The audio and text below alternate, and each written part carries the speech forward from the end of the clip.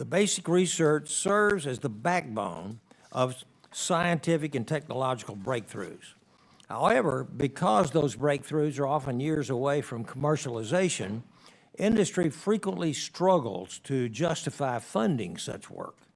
Applied research, by contrast, focuses on solving specific challenges and bridging the gap between scientific discovery and practical application. To address this imbalance, DOE announced a sweeping reorganization in November, and led by Secretary Wright, the effort sought to refocus the department on its core mission and improve its ability to deliver for the American people. As a result, new offices were created, and the Undersecretary of Science and Undersecretary of Energy portfolios were rebalanced. By realigning offices and responsibilities, DOE established more clear priorities, I should say. Current geopolitical tensions have only underscored the importance of this effort. Combating the Chinese Communist Party's efforts to corner the market in emerging technologies should be a bipartisan and a bicameral mission. We have seen the CCP implement its market takeover playbook in sectors ranging from critical minerals to solar panels, wind turbines, and batteries over and over again. The U.S. cannot afford to rely on a single country for technologies and infrastructure that power our future. We are in a global competition where energy is the common thread. For decades, electricity demand in the United States remained relatively flat, but in recent years it has surged. Maintaining our technological advantage over China requires expanding reliable baseload power generation. In an effort to surpass us and dominate emerging technologies, the CCP races to add as much power as possible to its grid, including approximately 78 gigawatts of brand new coal-fired power generation just last year alone. The ongoing conflict in the Middle East has further strained global energy markets. Before the conflict, approximately 1/5 of the world's oil and liquefied natural gas, or LNG, supply flowed through the Strait of Hormuz. More than 13 million barrels of oil per day are now at risk due to the Iranian regime's harassment of shipping. Relying on foreign energy sources exposes our nation to macroeconomic volatility, national security risks, and supply chain bottlenecks. I want to applaud Secretary Wright and the Trump administration for championing domestic energy production to strengthen our energy security, support economic growth, and ensure that the United States has the power needed to compete and to win in the technologies of tomorrow. Many factors contribute to rising electricity demands, and while artificial intelligence, AI, and data centers receive much of the attention, the electrification of everyday American life and the return of manufacturing and industrial activity, manufacturing change, to the United States are also increasing the demand for reliable, affordable power. These challenges were compounded during the Biden administration, which pushed regulations that accelerated the retirement of reliable power plants without ensuring adequate replacement generation was available. As demand grew, these policies placed grid stability at grave risk. Simply put, America must produce more energy, not less. I look forward to hearing from the Secretary today about the steps that have been taken over the past year to modernize the department and how this budget request builds up on that progress. So again, I would like to thank the Secretary for being here today and appearing before our committee, and I will yield my time back. And now I'd like to recognize the ranking member of the full committee, Ms. Lofgren. Good morning, and thank you, Chairman Babin, for holding this hearing today. Secretary Wright, it's been over 16 months since you were sworn in as Secretary of Energy, yet this is the first time you've testified before the Committee on Science, Space, and Technology. This is quite unacceptable. As you and your team know, this committee has sole jurisdiction in the House of Representatives over the authorization of all of DOE's non-military science and energy research, development, demonstration, and commercialization programs that you have said you care deeply about. In fact, this is the first time I've even speaking with you. I expect to engage with you far more directly and frequently going forward. Moving on to examine your tenure as Secretary to date, the damage that you and the broader administration have already inflicted on our national energy innovation enterprise is frankly staggering.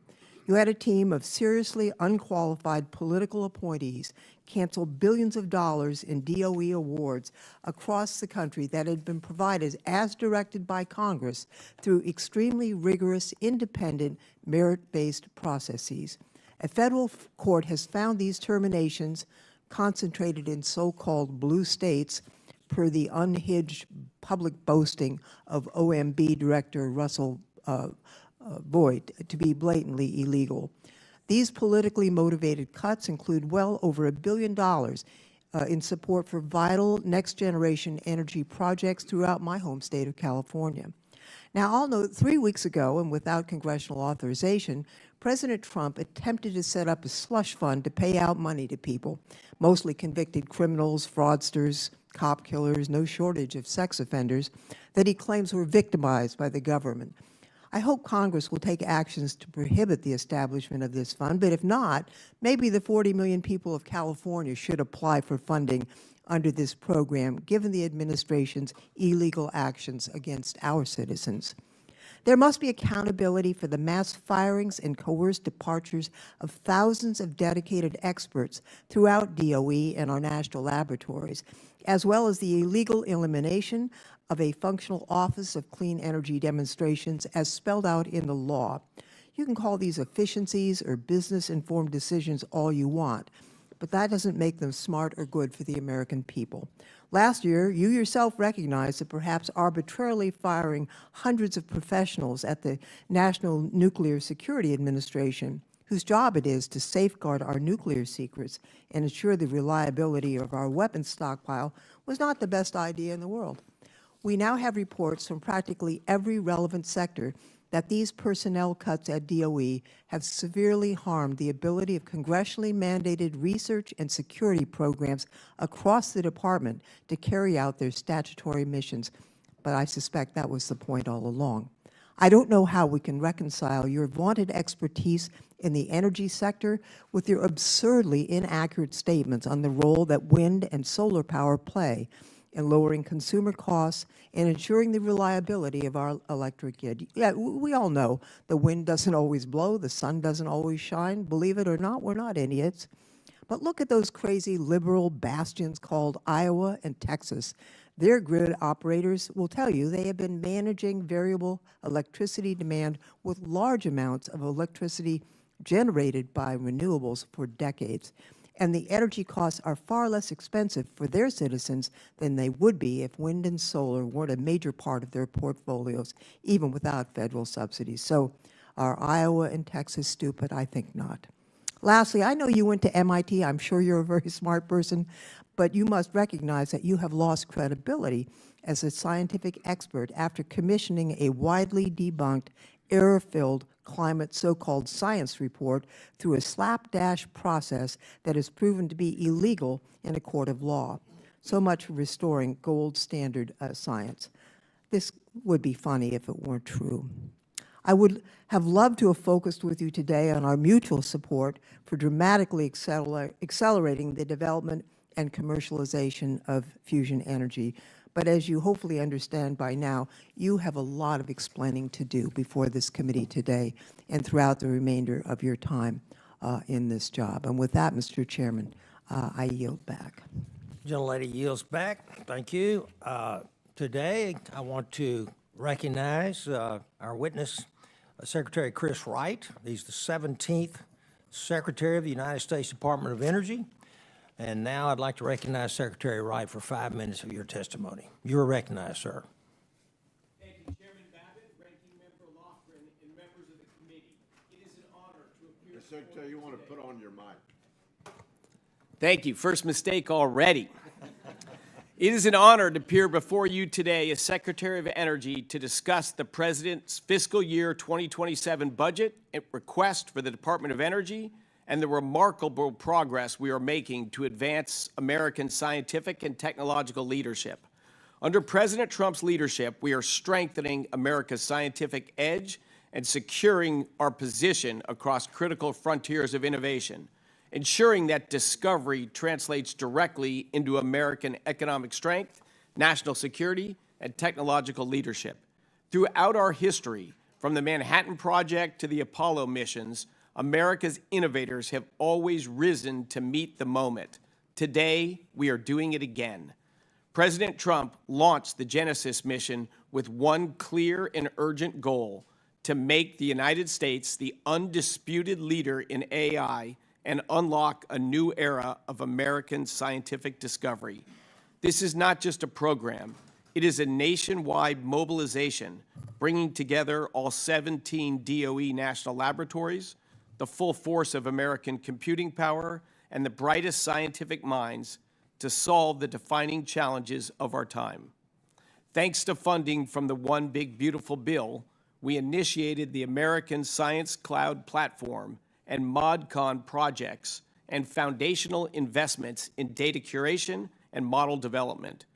We have launched 26 national science and technology challenges spanning energy, advanced materials, biotechnology, quantum science, and other critical domains, each one identified to deliver measurable, real-world impact for the American people. Take nuclear energy. The competitive drive of American industry is flowing directly into our pilot program. President Trump set an ambitious goal: 3 reactors critical by our nation's 250th birthday. Today, I'm proud to say the first new non-light water reactor in over 4 decades reached criticality on June 4th. This is a historic moment, and it is what happens when American innovators are empowered to lead. By marrying science, technology, and private enterprise, we are not just marking a milestone, we are launching the American nuclear renaissance. The momentum doesn't stop there.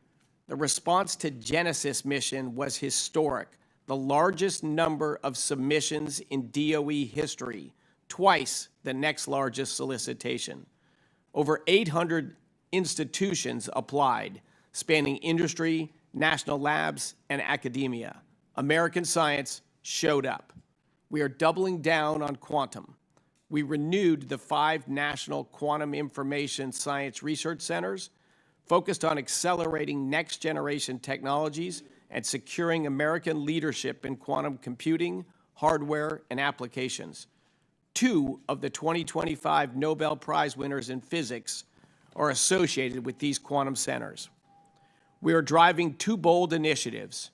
First, an incentive-based competition to build and demonstrate the first scientifically relevant quantum computer by 2028, orders of magnitude more powerful than anything that exists today.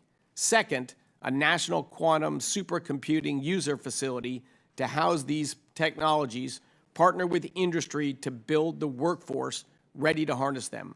America will lead the quantum age. We're using science to accelerate the future of energy. Yesterday, DOE realized the finalized fusion science and technology roadmap, a national strategy to develop and commercialize fusion energy. DOE's ARPA-E office has committed $135 million to further fusion technologies over the next 18 months, the largest concentrated commitment to ARPA-E's history. Fusion's potential is transformative. We are treating it that way. We are investing boldly in technology that will shape America's future. In 2026, ARPA-E has already committed $170 million in investments across administration priority areas: next-generation lithium extraction, deep nuclear waste storage, grid modernization, quantum advances, and AI-accelerated catalyst discovery. We are seeing progress that shrinks experimentation from months to days. And with that, I will conclude my remarks to stay on time. Thank you very much, Secretary Wright, for your testimony. Now we will move on to our questions, and the chair would like to recognize himself for 5 minutes. Let's cut to the issue on most American minds today, gas prices. I find it ironic that the other side of the aisle is bemoaning high gas prices when this time, 4 years ago, the national average for gas was at $5 a gallon, and they were nowhere to be found. Secretary Wright, can you speak to everything that you and the current administration are doing to bring down not just gas prices, but energy prices writ large for the American taxpayer? That's a long dialogue, but I would love to have it. You know, as you know, gasoline prices in inflation-adjusted terms were about as low as they had ever been before this conflict, under $3 a gallon in today's nominal dollars. And we've done it by just bringing common sense back, getting out of the way and let Americans produce energy and focus on the human impacts. Humans prefer more reliable energy, affordable energy that not only lowers their costs for their daily lives, but enables businesses to locate in their districts. But I am very proud of President Trump's courage.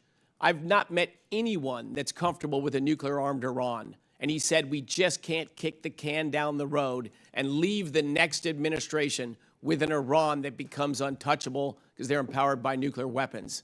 So he has leaned in to prevent that from happening. I support it 100%.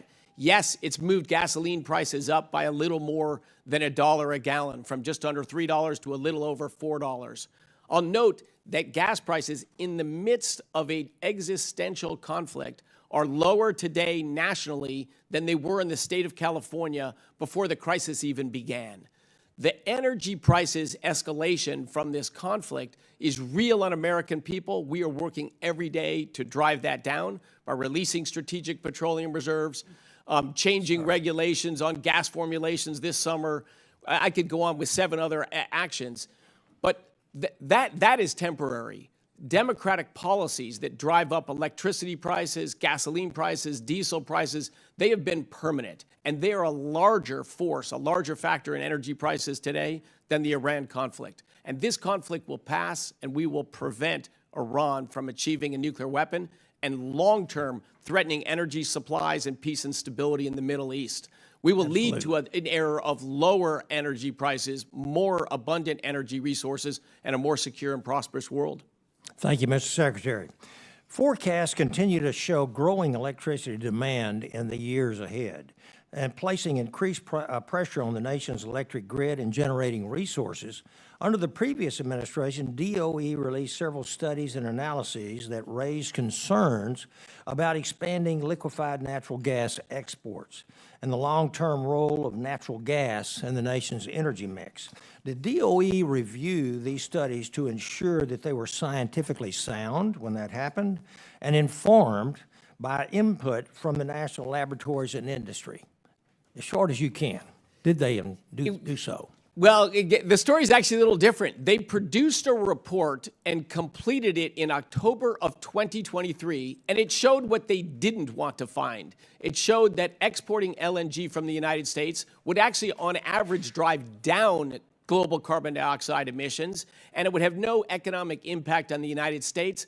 They buried that report and never released it. They came out 3 months later saying they were going to study the issue of LNG exports and therefore put a pause. And at the very end of their administration, they released a report which was just a subset of the original scientific report that showed a couple cases where, on a very much at the margin, you could have a slight increase in greenhouse gas emissions with U.S. LNG exports. And then they said that it would raise gas prices by 30% if you looked over a 30-year time frame. So the abuse of science and facts was reprehensible. Yes, sir. Based on that review, what conclusions did DOE reach regarding the potential impacts of these policies on energy prices, energy security, and the American consumer, particularly in light of the recent global developments? And if these policies had been implemented, what effect do you believe that they would have had on energy costs for American families and businesses? Oh, energy prices would be significantly higher today, not just in the United States, but globally. Our ability to help and support our allies would be hindered dramatically. And the fastest growing export from the United States of America, liquefied natural gas, would have been dead in its tracks. On inauguration night, the Indian foreign minister said, "Will you be there to supply natural gas to our future?" Fortunately, I could tell him, yes, we're reversing those ruinous policies. We will be there. Thank you, and my time has expired, so we'd like to recognize the ranking member from California. Thank you, Mr. Chairman. Mr. Secretary, last week, the Government Accountability Office issued a legal decision about your department's spend plan for fiscal year 2025 under a year-long continuing resolution in which Congress clearly directed you to maintain the programmatic funding levels that we enacted for the previous year. GAO determined that your plan to reallocate hundreds of millions of dollars that Congress appropriated for R&D in wind, solar, hydrogen, buildings, vehicles, and other energy technologies to your own favorite industries is unambiguously illegal. A GAO concluded, and this is a quote, "DOE is required to obligate and expend its FY 2025 appropriations in accordance with the reference congressional control point amounts in the FY 2024 explanatory statement." Now, if DOE implemented the FY 2025 spend plan, the department would be in clear violation of the Anti-Deficiency Act. GAO clearly states, and again I quote, "To the extent that DOE obligated or expended FY 2025 funds in excess of appropriated amounts, that is the FY 2024 levels described above, DOE should report an Anti-Deficiency Act violation." I'm interested whether that occurred. The GAO says they are unable to make a final determination of whether the department actually violated the law because DOE, quote, "has not provided adequate information or an explanation concerning the source of funds to enable a determination." I'm wondering if you have made your staff aware that obligating funds beyond what Congress prescribed could lead them, not just you, to incur significant civil as well as criminal penalties under Title 31, Section 1350 of the U.S. Code, which includes fines and potential imprisonment. We are aware of the GAO report. It's been referred to OMB, and they are engaging on that issue, and there will be a dialogue back and forth to find out what the resolution of that issue will be. I'd just like to note in April of this year, the Wall Street Journal reported that the president said, quote, "I'll pardon everyone who's come within 200 feet of the Oval Office." I'm wondering whether the president has made such an offer to you or your staff in terms of the violation of the Anti-Deficiency Act. No, I've heard no such offer. And of course, we take our mission and the law and the rule of Congress quite seriously. Despite your implication that we're flippant about it and violating the law, I think that's a mischaracterization. Secretary Wright, I'm concerned about decision-making at the DOE in awards that undermine the competitive market and the department's own processes to ensure integrity. In late October, you announced that DOE would build 9 new supercomputers with 5 companies at the cost of $1 billion in taxpayers' money. There were no open competitions for these awards, no notice to Congress as required by the Anti-Deficiency Act, and no indication of where this funding would come from. My understanding is that the deal was inked and announced before the public servants at the Office of Science even knew about it. Can you tell us about the process for selecting these awards and how you ensure integrity in your deal making? So we put out a solicitation for developers of advanced computing systems, data centers, and said if you're having trouble permitting them, we have a lot of land at the Department of Energy National Labs, and we want to increase our scientific computing capacity as rapidly and as cost effectively as we can. And we had overwhelming response. So what you're referring to are deals where developers will pay entirely the capital cost of building compute at our national labs. we will run and maintain those systems and get delivered to us a meaningful percentage of the total computing power developed. So in fact, I think it's quite a creative way to bring on computing power faster and at wildly lower price, so we can drive innovations to solve health challenges, to drive energy challenges at a much faster pace and dramatically lower cost to the American people. Super proud of the effort and the work we're doing in there, and we've been open about it every day. We announced our solicitation. We announced we got hundreds of feedback from them. We announced, as you just said, the deals. We agreed to have computing systems built at no taxpayer cost on our laboratories. They are tremendous deals. Very proud of them. I have more questions, but I'll submit them for the record, Mr. Chairman, as my time has expired. Yes, ma'am. Now I'd like to recognize the gentleman from Texas, Mr. Weber. Thank you, Mr. Chairman, and thank you, Mr. Secretary, for coming to our district over the LNG plants just 2 or 3 weeks ago. We appreciated that. I want to go back to a lot of Americans are complaining about high gas prices, for example. But I think it would be safe to say that once the Iranian regime is done away with, then the whole world will benefit from that. We have to remember that the Iranian regime is an apocalyptic government that wants to destroy.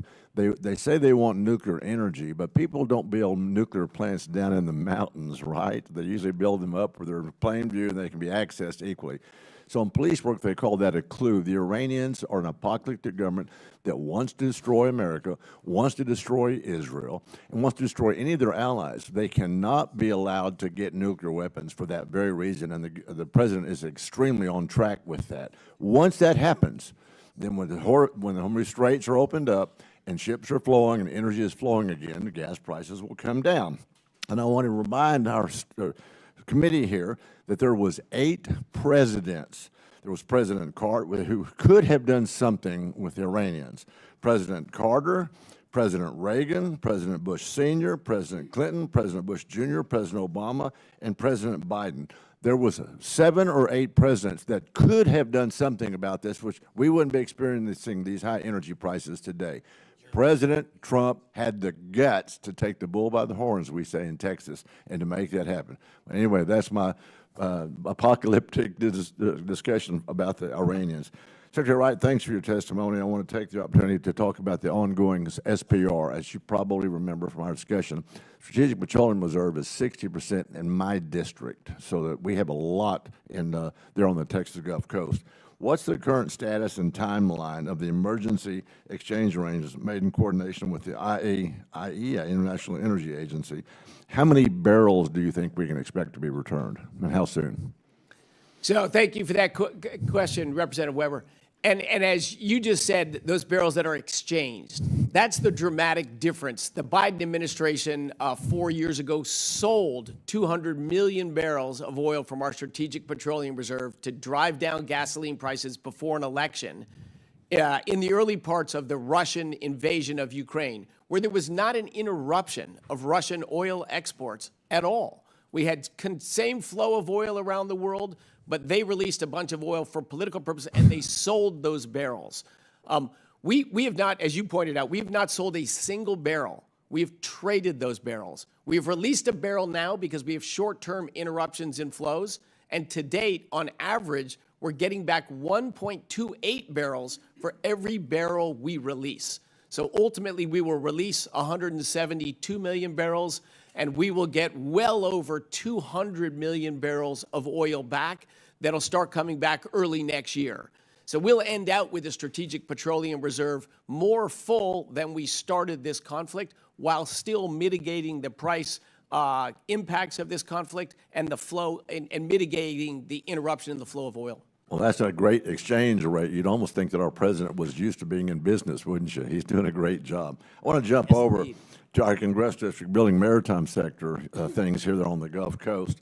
In March, President Trump issued a 60-day waiver of the Jones Act. That's been a bit controversial, given the Jones Act impact on domestic industries.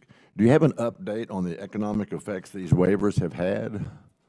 So it has been used enormously. I think close to 100 ships already have used that Jones Act waiver. And the main route that is used is that allows your region, the Gulf Coast, where most of American refined products are produced, to deliver those, to New England, to California, and to West Coast that are not covered well by pipelines. California's just stood in the way of energy infrastructure. Democrats have decided to make energy of all kinds expensive in California, and President Trump has thought that's deeply unfair, and we need to do everything we can to lower the price of energy for all 340 Americans, whatever state they live in. And so a lot of products from your district have been able to transit more cheaply from the Gulf Coast to California. Where does California get over 60% of its oil?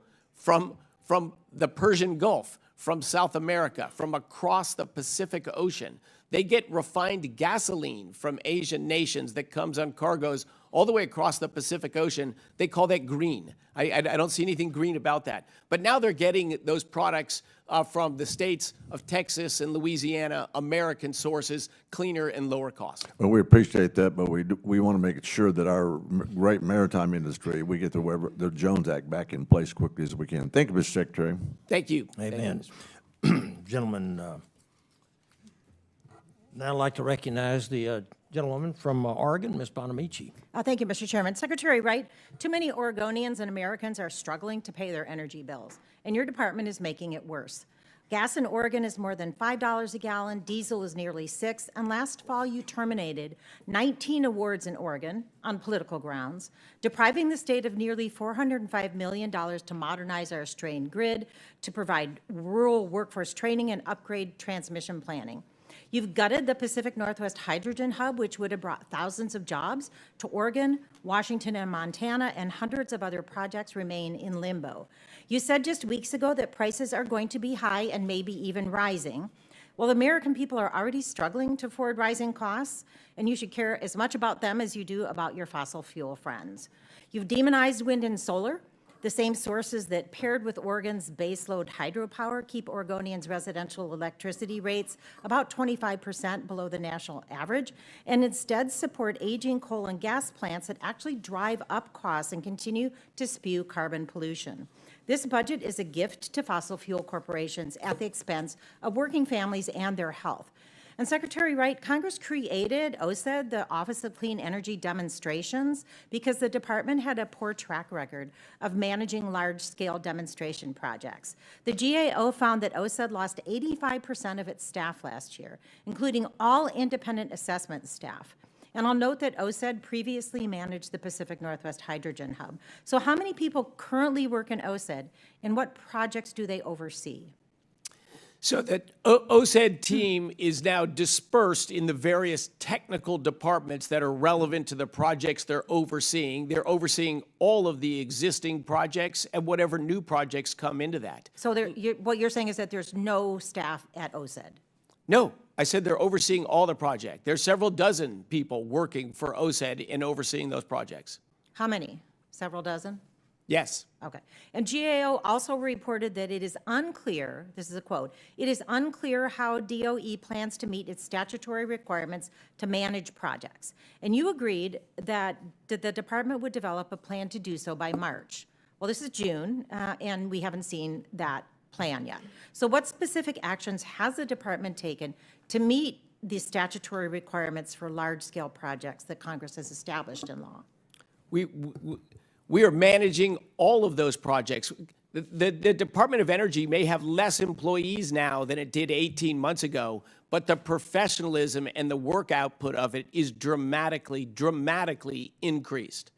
Please come over and visit or engage with us in a dialogue about any specific projects. But did you submit any sort of plan for how you would manage these projects? Have you given that to Congress? Have you released a plan showing how you were going to manage these projects?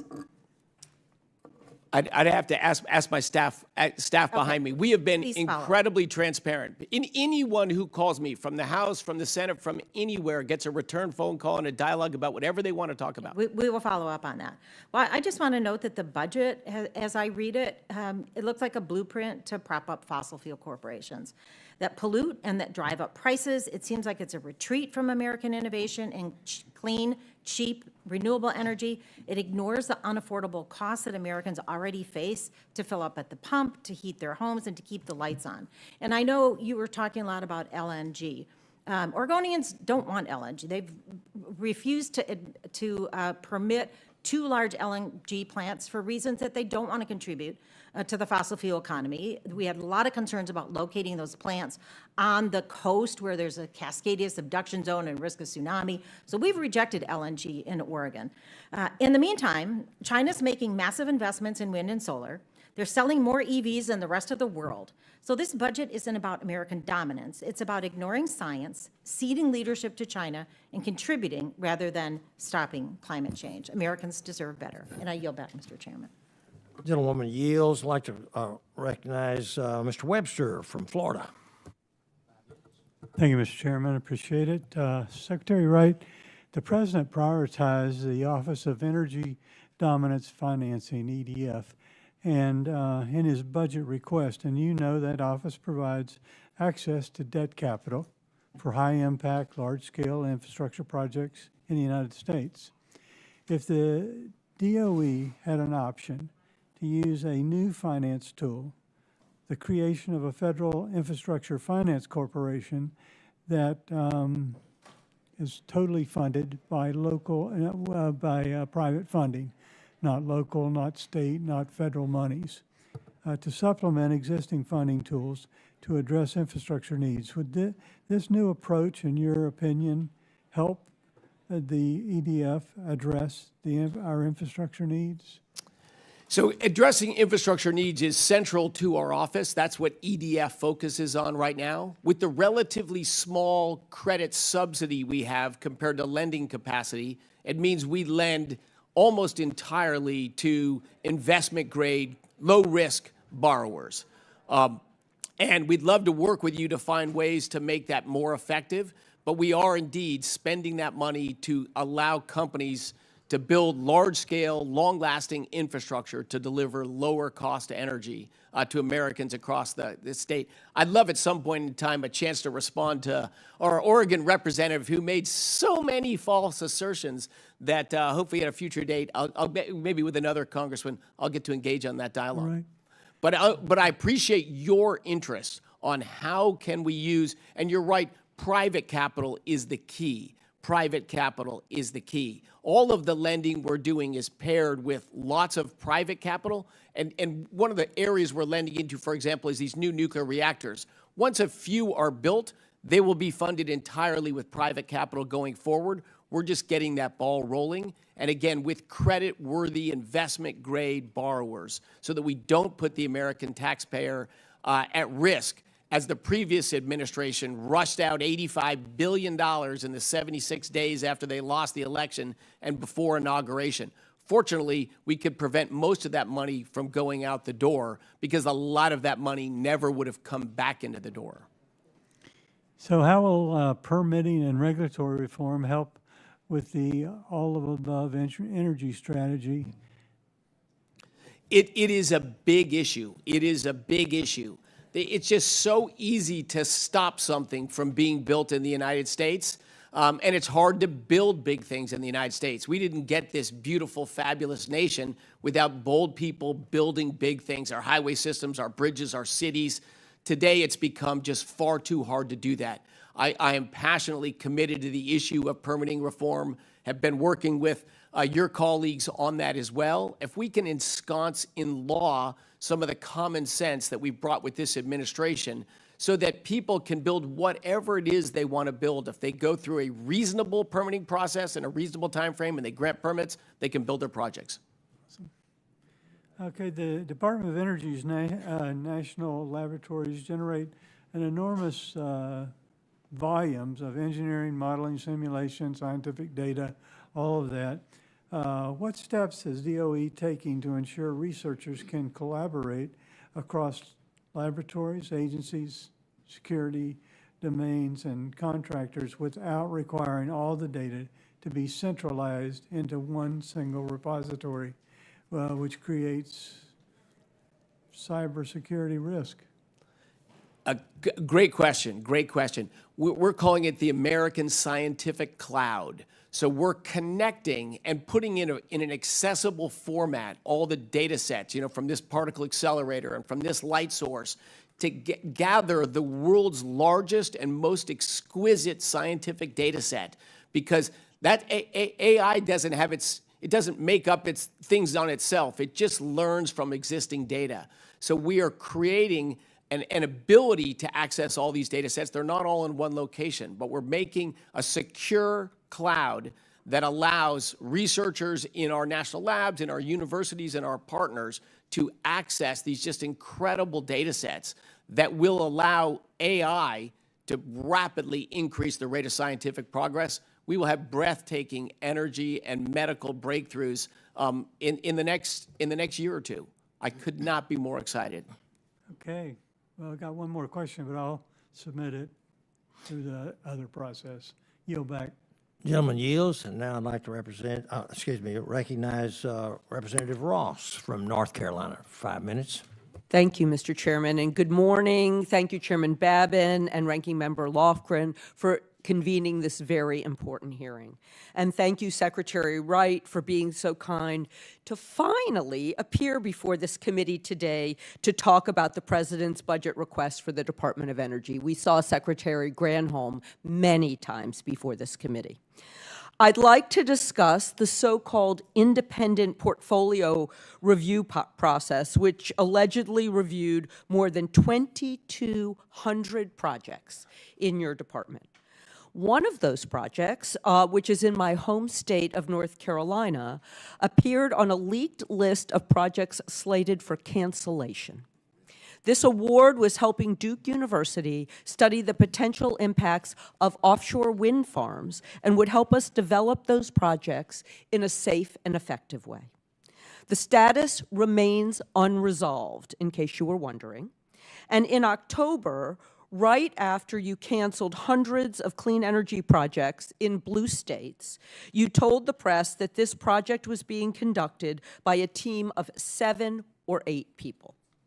Your staff since admitted to this committee and to the committee staff that the portfolio review process was run entirely by political appointees who approached the review with a subjective, inconsistent analysis for each project. This is a stunning departure from the department's long-standing merit-based review process by career experts under both Democratic and Republican administrations, and it is fundamentally unscientific. Despite repeated requests for documentation on these decisions, none has been provided. Not to the committee, not to the GAO, and most importantly, not to the American people whose taxpayer money funds these projects. The GAO recently reported that they couldn't assess the portfolio review process for canceled projects that had been stewarded by the Office of Clean Energy Demonstrations because your department had not provided them with any documentation or analysis to support those decisions. Elevating political appointees over merit-based review sends a clear warning signal. If you want to do business with the federal government, you need to be friendly with the Trump administration. We've seen this process play out repeatedly, from this administration's shady offshore wind deals to ideological purges of clean energy projects. North Carolina is a purple state. We have many Republicans in Congress and in our legislature who have actively supported clean energy.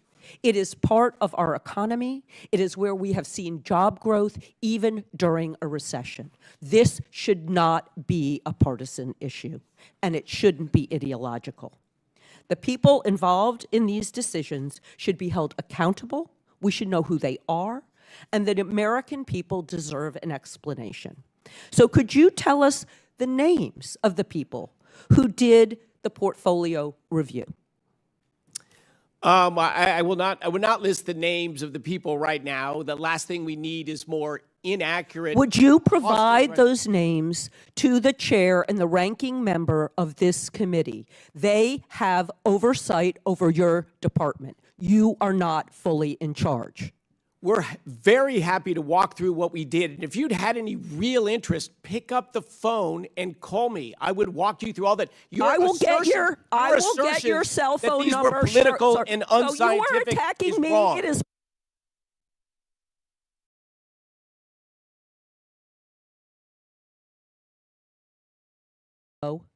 and you are just obfuscating the situation for your own political benefit. Clean energy is an entire sector that has benefited this country. It has weaned us off of fossil fuel, and it has created jobs. This administration has It has done declared neither. war on clean. It is my time. You only speak when I ask you a question. It has declared war on clean energy. It has cost jobs. It is risking our environment. I have not taken any objection to making sure we do things more efficiently. I want to do that. I've practiced energy law and represented almost every sector. We cannot just say one way of doing it is the right way, and I yield back. Gentlewoman's time's expired. I'd like to recognize the gentleman from California, Mr. Obernolte. Thank you, Mr. Chairman. Secretary Wright, nice to see you again. Great to see you. Appreciated your testimony and particularly appreciated your emphasis on the Genesis mission.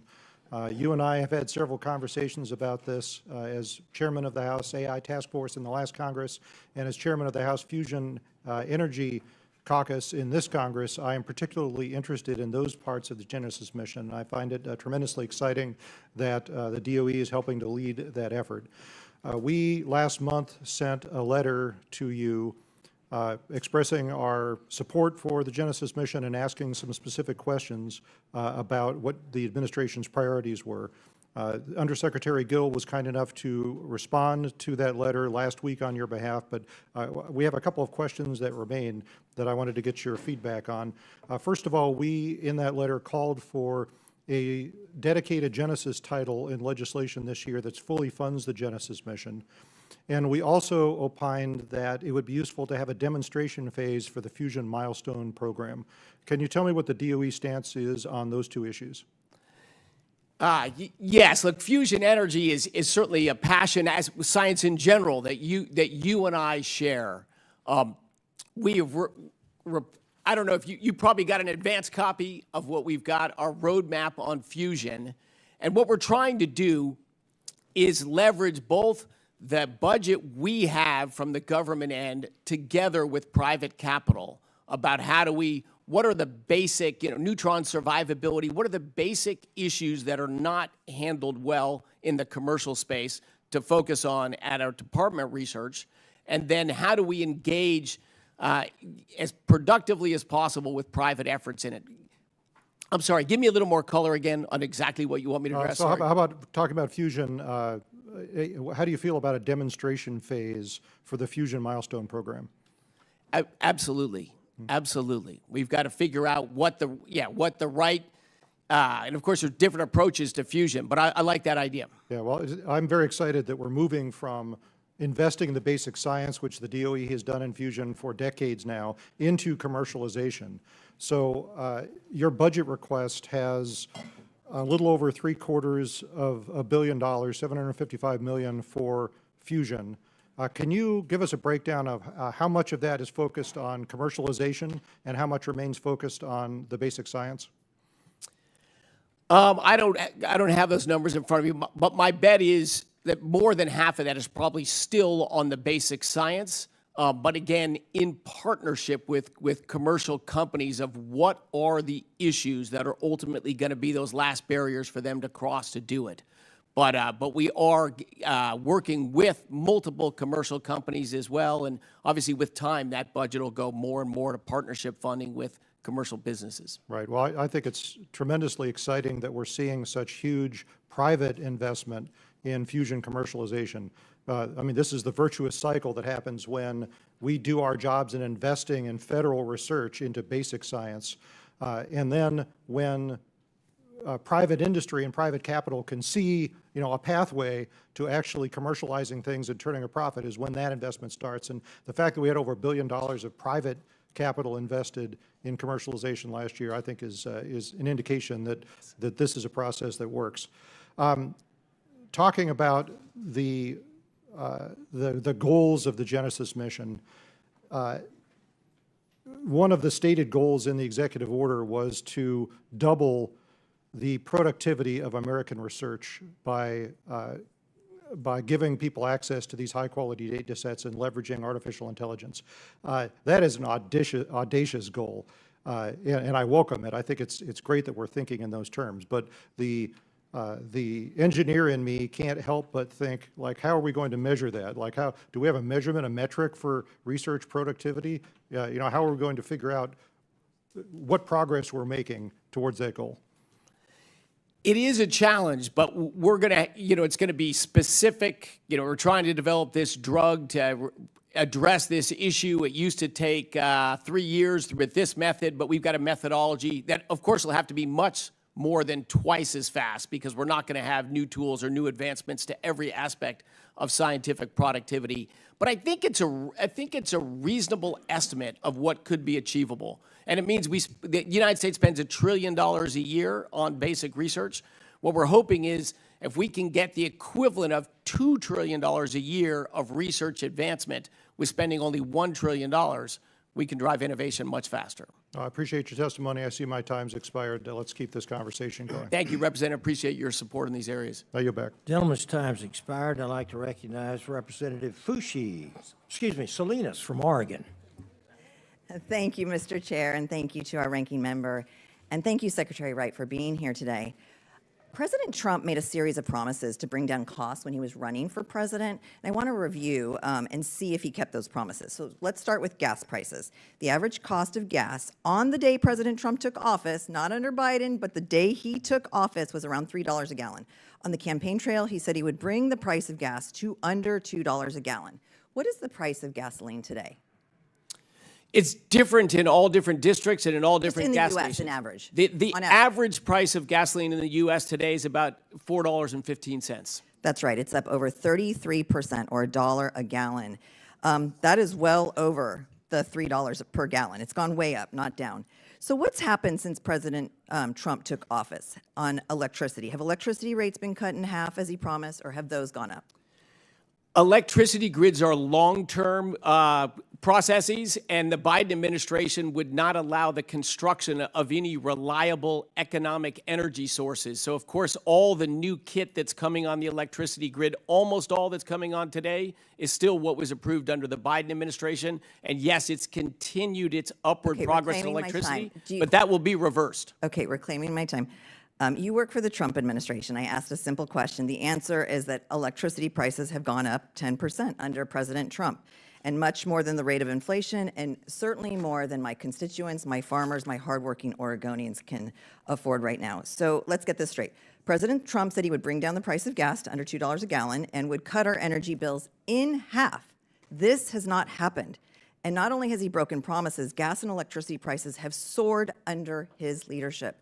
And I want to look at why. Did you warn President Trump that going to war with Iran would drive up gas prices for American families?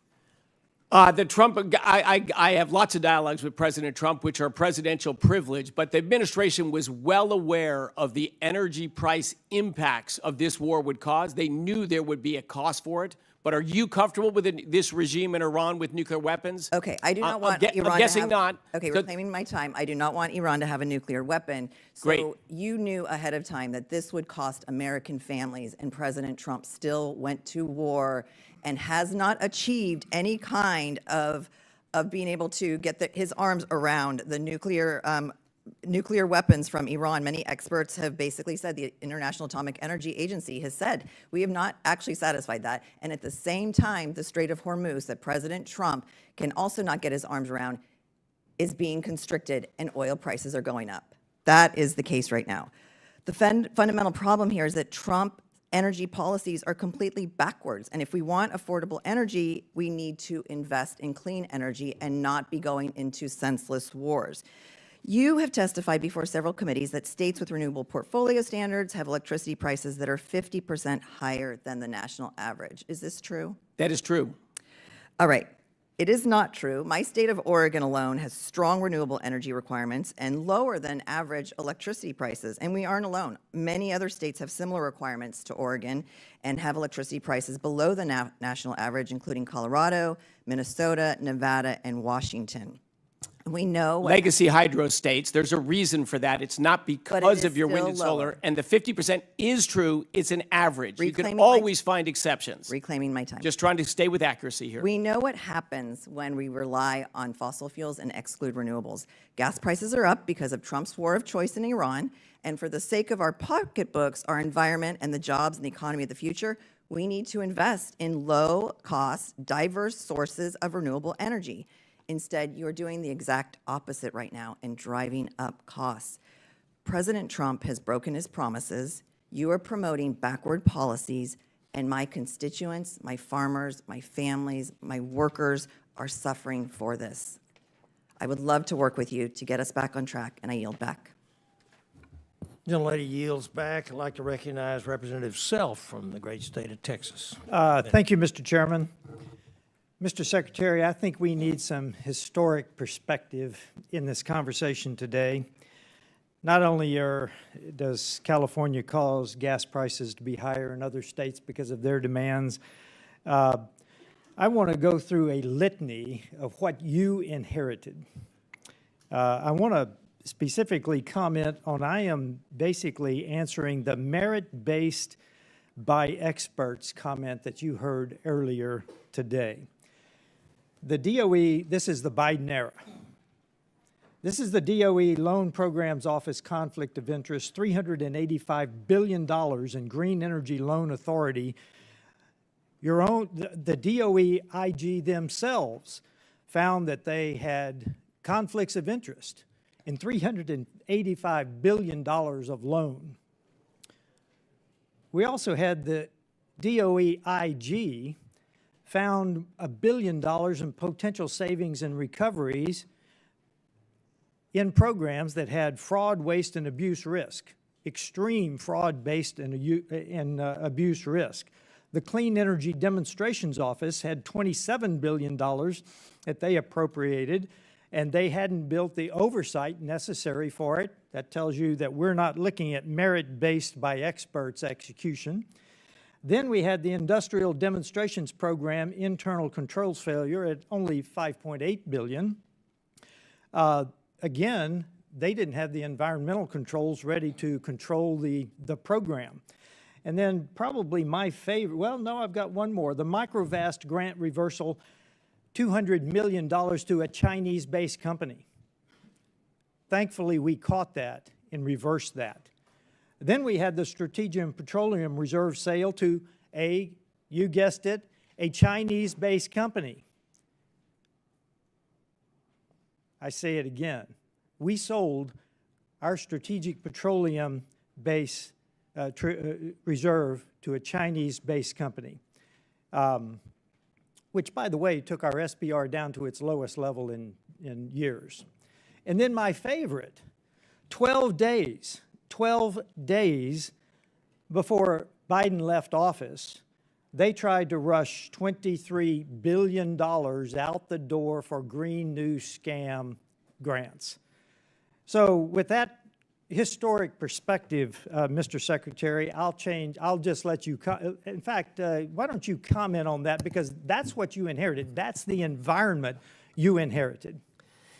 Thank you, Congressman Self. When we came in, $85 billion had been committed from the Loan Program Office from the Biden administration losing the election and President Trump's inauguration. $85 billion, more than had been committed by that office in its 20-year history.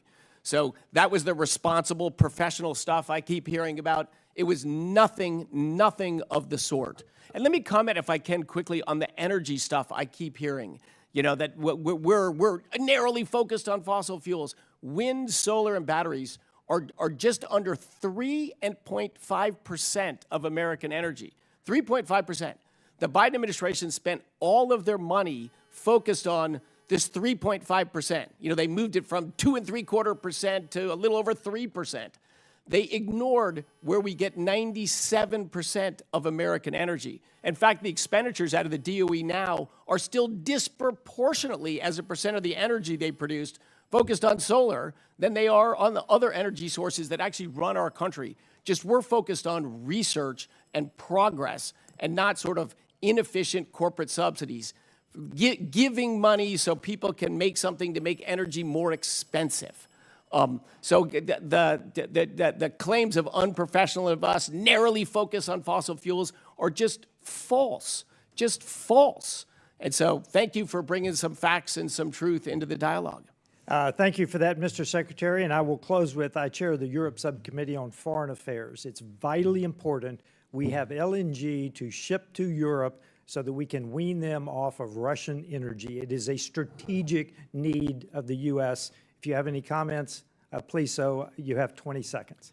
Fastest growing American export there is liquefied natural gas. You know, this is a giant global primary. And for the Democrats who are in theory concerned about climate change, it's the largest source of carbon dioxide emissions reductions of any. It's more than half of the United States' entire emissions reduction. It's also the largest global source of emissions reductions.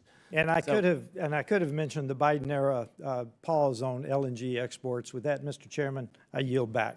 Gentleman yields back. Being from the great state of Texas, it was illegal to export LNG up until President Trump. Now I'd like to recognize the gentlewoman from North Carolina, Ms. Fushi. Thank you, Mr. Chairman and Ranking Member, for holding this bipartisan committee hearing today. And thank you also, Secretary Wright, for your testimony and for appearing before us this morning. It is long overdue. I want to ask you some questions about the Climate Working Group and its July 2025 report entitled A Critical Review of Impacts of Greenhouse Gas Emissions on the U.S. Climate.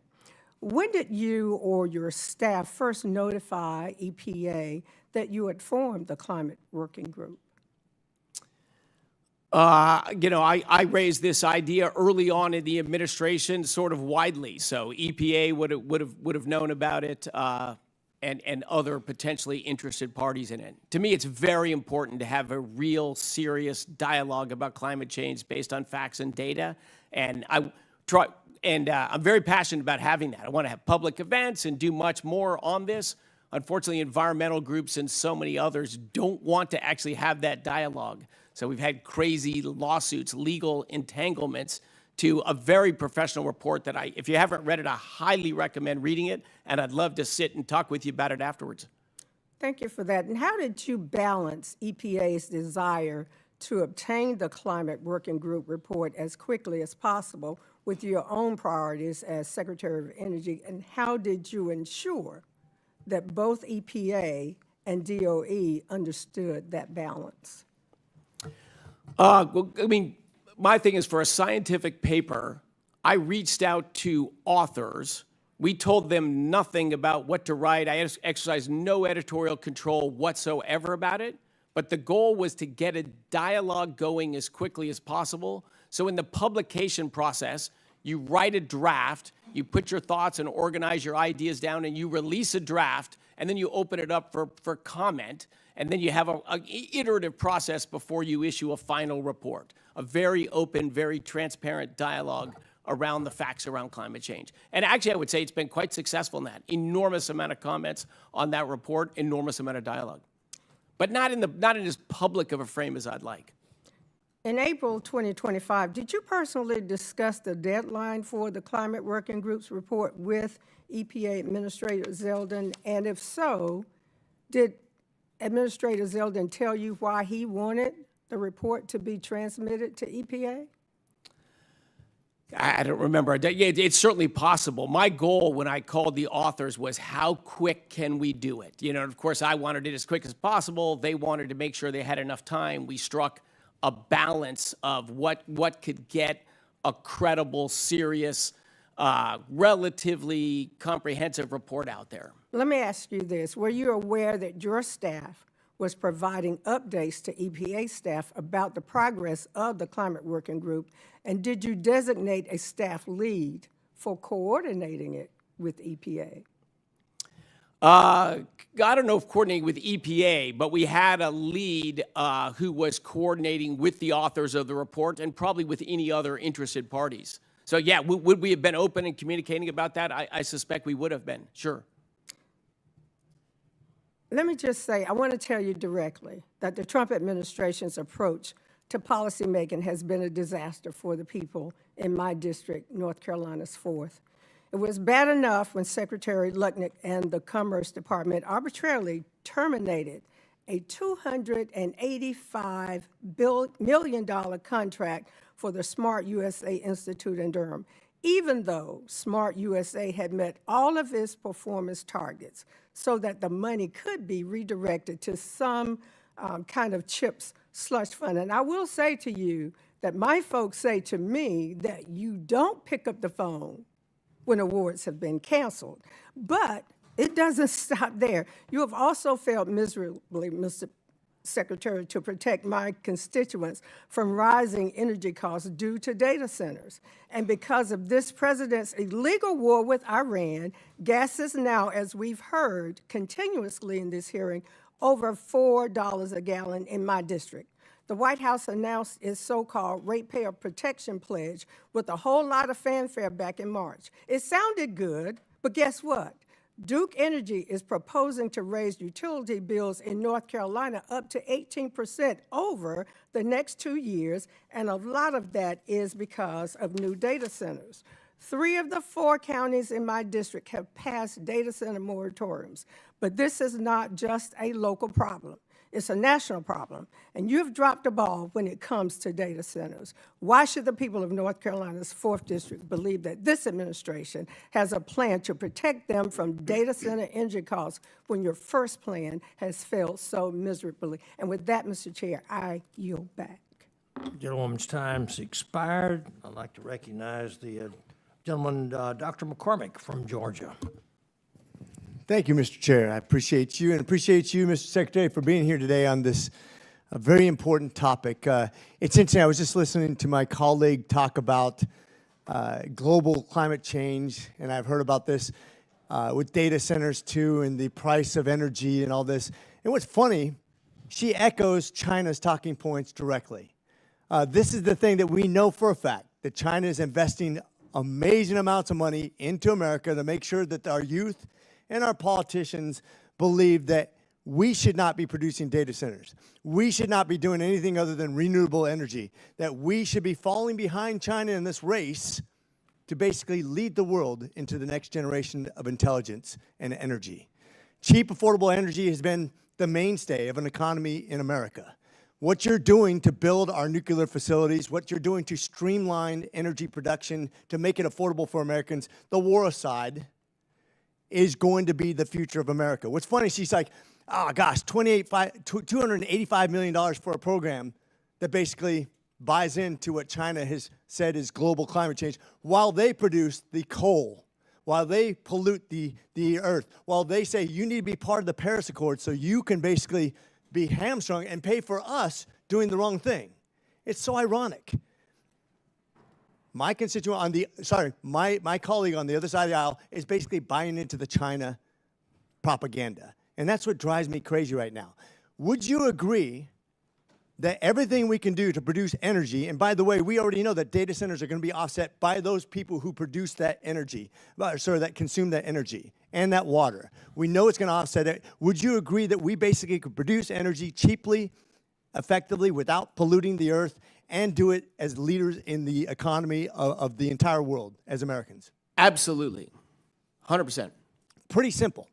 I think we have so many different things outside the box thinking. We're not going to power our data centers with solar panels. If we don't produce data centers, we will fall behind in every major category of information systems. It will hamstring our economy, hamstring Americans. We won't be able to solve all the problems, including cancer and all kinds of other things that will afflict Americans into the future. This is a generational time of choosing. One of the things that I came up with when I was in the armed services. I was a Navy guy on Navy vessels. I was also a Marine on nuclear-powered vessels. When we retired those ships, one of the things I was like, we have a nuclear modular reactor, which we've never had an accident with, which is going to be retired. You have to strip it out of the ship and then scuttle the ship or put it in mothballs. I've always said, why don't we just plug it into the grid? That's a considerable amount of energy. And by the way, you have a built-in defense structure, security system, one way in, contained, double hold. I think it's a great idea. What are we doing to do something like that? Now, it is a great idea, and the performance of those reactors that power our submarines and aircraft carriers, I agree with you, is phenomenal. Hyman Rickover, the leader of the development of that effort, true, outstanding innovator, great American. And so, yes, they are there, they are real. Obviously, for our grid or whatever, we need much more scale than that. But yes, they are viable reactors. Because of the materials in them, there is concern about they need to stay in that submarine or be in some other secure location. But I think that's a very creative idea. And of course, we could do it. I'd love to see that instituted as policy, that we can actually take our retired nuclear vessels and plug them into the grid, because I think it's a built-in energy source. It takes very little modification, very little money, and it's built-in security. I think it's something to look into for your department. Another thing, we obviously know that China is trying to corner the market on alloys, on whether it be lithium, cobalt, other rare earth minerals. But we have alternative sources, and we have resources right here in America that we've been hamstrung to get to, which could put us at a tremendous disadvantage. I was down at Georgia Tech recently looking at their development of battery elements that they use, and they have other alternative. What are we doing to make sure that we secure our future and that we're not hamstrung by the fact that China is trying to corner the market in rare earth alloys? So we started in part of our reorg of the DOE, we created the Critical Minerals and Energy Innovation Department. That's a major department at our thing. So we are working with local mines about extracting rare earth elements and other critical minerals in the United States. We're working with people who are processing them into usable forms, people that are manufacturing them into the final systems, whether they're magnets or munitions that need antimony, which we're going to start mining again in the United States as well. So all in on that effort. You are so right. China strategically took over a number of industries that are not giant in size, but they're critical to all the things we make. And they ran other people out of business for a strategic reason to control that and have us dependent on them. And this Trump administration is all in to break that dependence. A lot of these are technologies that were developed here, and then they just took them over there and ruined the economics of them. But we are reversing that. Thank you for your passion on that. Yeah, I'm glad we're getting back to science and not just the religion of global climate change, which actually is absolutely been debunked, even by scientists who are Democrats. I'm excited about the future. As long as you're at the helm, keep doing great things. Thanks. Gentleman's time's expired. I'd like to recognize Representative Amo from Rhode Island. Thank you, Chair Babin, for holding today's hearing, and thank you, Secretary Wright, for testifying. In August 2024, Donald Trump made a promise. He said, quote, "I will rapidly drive down prices, and we will make America affordable again. We're going to get your energy prices down by 50%. Secretary Wright, has Donald Trump fulfilled his promise? He sets ambitious targets, and he is all in on driving in that direction. And the number of structural changes he's made in how we view energy and what we're doing will absolutely, over time, deliver that goal. Okay, so the answer is no. Not yet. And well, you can waffle all you want, but the American people know the truth. They can feel it in their wallet every time they fill up at the gas pump, every time their energy bills come in the mail. Look, Rhode Islanders, the people I work for, have spent an additional $288 on heating oil and an extra $350 at the gas pump since Trump launched his war of choice with Iran. And I know this might sound strange to someone who has made tens of millions of dollars in oil and gas, but my constituents cannot afford $638 of a Trump surcharge to heat their homes and to drive their cars. So, Secretary Wright, when Trump made his hollow promise to make America affordable again, was he referring to a specific group of Americans or all Americans? All Americans. Well, that's good to hear. That's something that we should agree on and should be a matter of practice. Because no matter how people voted, your job is to lower costs for everyone. Unfortunately, your actions tell a different story, as is the case with Trump and folks like you who answer to him. In October, you canceled more than 300 projects in so-called blue states, including $14 million for 3 grants in Rhode Island. You claimed these decisions were not politically motivated. You said the cancellations were part of an ongoing process and that more cancellations would be announced later in the fall. But the announcement never came. And by your own admission, the review process is done. So now we're left with troubling statistics. Of the 2,200 projects you say you reviewed, 95% of projects in Republican-leaning states were retained, while 95% of the projects in Democratic-leaning states that you terminated in October remain canceled. That doesn't sound unbiased to me. 7 awardees sued DOE over their partisan award terminations, and in the litigation you said, quote, a primary reason for the selection of which DOE grant termination decisions were included in the October 2025 notice tranche was whether the grantee was located in a blue state. That is a direct quote. I ask unanimous consent to enter this document into the record. So ordered. The court rightfully found that you violated the Constitution. The only meaningful difference between the 7 projects that won in court and the hundreds of others you terminated is that those plaintiffs sued. So, Secretary Wright, my question is simple. When will you restore the funding for all the projects that were wrongfully terminated? So, number one, you even read the document or misinterpreted the document. We did not involve politics in the decision-making of our review process. Hands down. Explain 95%, Secretary. Did not. You also were creative. You talked about 2 different 95%. We did not involve politics in the decisions. What about the outcomes, Mr. Secretary? The court ruling you read was a choice of announcements of some of the awards. The choice of the announcements, not made by our department. No decisions were made on politics. I keep hearing that charge. It's bullshit. We're going to say it a million times. Mr. Secretary, it's not true. I've got a point of parliamentary procedure. Are we permitting language like that from witnesses? Watch your language, Mr. Secretary, but let's keep this Will do, sir. please. Mr. Secretary, here's the problem with your administration.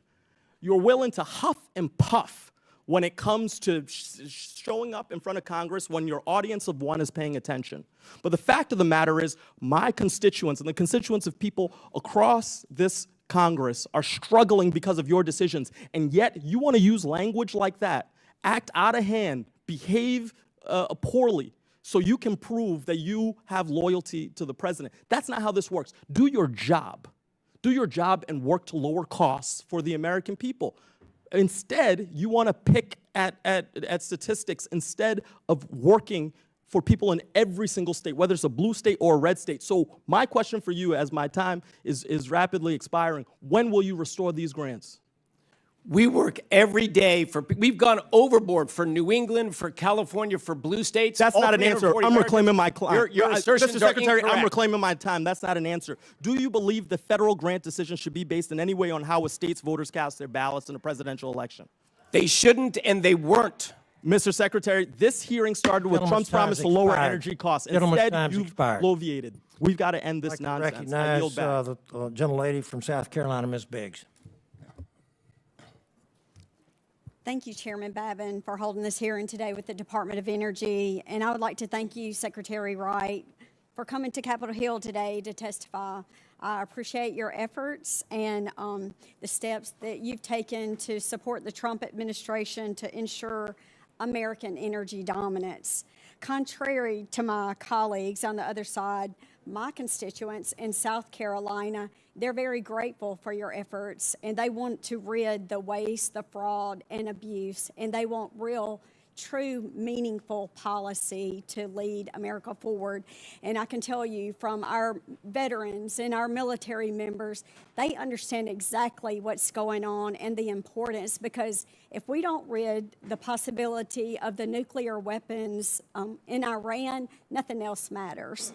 But moving on, I feel like it's an exciting time in the energy landscape right now. American energy independence, it has been restored, while scientific advancement has increased the reliability, safety, and efficiency of a new generation. Our national labs play a critical role in innovating these technologies that will propel from energy independence into energy dominance. These 17 labs, the research, they cover a broad range of scientific endeavors that push the boundaries of American research. South Carolina is very proud to host one of these labs, the Savannah River National Lab, at the Savannah River site in Aiken, South Carolina. Their expertise in nuclear waste, the tritium fuel cycle and national security provides our state a wealth of expertise that make them invaluable. They are one of the largest nuclear workforces in the United States. I also serve on Homeland Security, so that's an important aspect. Secretary Wright, can you tell us the importance of the Savannah River site to the energy security and national security of the United States? Savannah River National Lab, an absolute gem. The humans there, the research and work that's been done there, the technologies there, and the land and resources for the future of our nuclear renaissance. All of the ingredients are in Savannah National Lab. Most of its work, of course, was in fission energy, which is what we're starting a renaissance right now, but it leads the nation in addition in tritium production, the essential fuel for fusion as well. So yeah, Savannah River National Labs is, and reprocessing of fuels, so many of the things that we did 50 years ago, we stopped doing, but we need to do for our renaissance in fission and fusion. Those technologies are pioneered, and many of them are still practiced and operating at Savannah River National Lab. So we would have a slower progress in getting an American nuclear renaissance going, if not for Savannah River National Labs. My only disappointment with Savannah River National Labs is the fantastic director there, Johnny Green, and I are both Denver Nuggets fans, and we thought we were going to the championship this year, and we're disappointed in that. But Johnny and I are aligned in what goes on in that labs and the role it can play, not just in the laboratory, but in the commercial evolution and growth again of nuclear power. Thank you. Can you tell me how Congress can support the Department of Energy to secure American energy dominance for our children and for our grandchildren? Well, one thing that was brought up earlier, too, is permitting reform. We'd love to get a permitting reform bill, because to build new energy production plants, to build new manufacturing plants, to build big things in America, we've made it very hard these last 20 or 30 years. We made it very hard to build big things in America. We need to be able to build big things in America today. And continued support for the nuclear renaissance. A lot of Trump administration has driven enormous progress there. In my opening statement, in June 4th, we had the first non-light water reactor go critical, the first reactor in over 40 years in the United States. We'll probably have 2 more of those before July 4. So nuclear is going to move forward. And I think to keep your attitude, your view that more energy is a positive, and that's technologies with 80 years of safe record, we should believe in those technologies and we should lean in on them. Support for the National Lab, support for the Genesis mission that's going to allow us to drive nuclear costs down and build plants faster and cheaper. Continue doing what you're doing is so helpful, and it will matter for all Americans for our energy future. Thank you so much, and I yield back. Thank you. Gentlewoman yields. I'd like to recognize Representative McBride of Delaware. Thank you, Mr. Chairman, and thank you to you and Ranking Member Lofgren for holding this hearing, and thank you, Mr. Secretary, for joining us. In the last few months, President Trump has given the world a masterclass on what energy insecurity looks like. President Trump's war in Iran has shown us that energy security cannot mean dependence on a single fuel source. It cannot mean dependence on one supply chain, and it cannot mean dependence on one region of the world. It seems every other country is learning that lesson except for us. In January, at the World Economic Forum, President Trump told the world that he hasn't, quote, been able to find any wind farms in China, and said China sells wind turbines to, quote, the stupid people that buy them, but they don't use them themselves. Secretary Wright, have you or anyone in your department been able to find any wind turbines in China? We haven't looked. You haven't looked. Well, it seems like the president apparently has explored all 3.6 million square miles of China and apparently declared at Davos that China isn't using any wind turbines. As I mentioned, the president said that stupid people buy them. You've articulated increasing the energy supply here in the United States and our energy exports. I assume that includes wind from your perspective, yes? For all energy sources that are affordable, reliable, and secure. To me, it's just about math. I don't have a technology I love and a technology I hate. It's just about the math. So does that include wind? Its contribution to date so far has not been so good, but are there going to be areas or applications where wind makes sense? I suspect there are. We just wanted to get rid of the subsidies and get rid of the tilted playing field. But energy sources that can compete economically and can better human lives, I'm for all of those. So I'll take that as you believe that wind should be part of our portfolio. Again, it's about that. We've only seen wind where it was subsidized and it was mandated. So we've forced a lot of wind power to be built in the United States. Its net impact has been upward on electricity prices because it's not dispatchable. It's just when you get a cold front that sits there, the wind doesn't blow. If you're not there at peak demand, you don't matter to our electricity grid. So on that note then, do you believe that the United States should not be playing in the global renewable marketplace when it comes to wind then? China is. Other countries seem to be buying. Whether you think or the president thinks those countries are stupid, they're buying from China. Do you think we should be selling wind turbines to other countries too, producing them here and selling them to other countries? I'm for growing American industry and businesses, but you're talking a lot about wind. Let's just give the numbers real quick. Wind is 1.5% of global energy. And if you look at the nations that have been big in wind, they lead the world in the most expensive electricity prices, which is all the nations of Northwest Europe. They're the wind powerhouses. They have the most expensive electricity on the planet. Well, the president himself complained about other countries buying wind from China. He called them stupid, but he admitted they are buying wind from China. So do you think we should cede this marketplace to China? I don't believe we should cede any marketplaces to China. Okay, well, unfortunately, your actions, the actions of this administration, are undermining our capacity to compete with China in this marketplace. You've not only cut hundreds of clean energy projects, you've also eliminated the very incentives that help to spur this industry here in the United States that would allow us to compete with China. So why are you letting China win in this global economic battle? She said remove the incentives. So 34 years of subsidy for wind weren't enough to get an infant industry off its feet and going? The 34 years, to me, if you can't compete without subsidies after 34 years, your industry doesn't work. Let's be clear. You're not opposed to subsidies for energy producers. You're just opposed to subsidies for renewable energy producers because the fossil fuel industry gets a ton of money from our government. It does not. Please tell me what those subsidies are. I'm not aware of them. They are getting a ton of investments. They're getting a ton of tax incentives. They're getting a ton of breaks. They are getting a windfall. The executives are getting a windfall while the American people pay the price right now with the increase in gas prices. There are a ton of policies. There is a ton of funding. There is a ton of tax incentives that are going to fossil fuel companies. And so you are fine. It's actually not true. You are fine. That is Tell me what they are. True. Tell me what they are. There are absolutely. What true. are they? You are the one answering questions here. You know for a fact that there are tax incentives that are going to fossil fuel companies. You know for a fact that that industry has been subsidized in the past and today by this government, by the actions of our government. You just don't want the renewable energy industry to get the same opportunities as the fossil fuel industry. You're playing winners and losers, and you're picking winners and losers. Time's expired. Thank you. Time's expired. The statement is false. I'm happy to. We should discuss it further together. We could discuss that one-on-one. I'd like to recognize Dr. Kennedy from Utah. Chair Babin, thank you for the time. And Secretary Wright, thank you for being here. We appreciate your willingness to sit for long periods of time and take these questions from us. Utah is an all of the above energy state. We are very invested in oil, gas, coal, renewables, powering this fast-growing state of mind and strengthening America's energy security, which I know you and President Trump are focused on.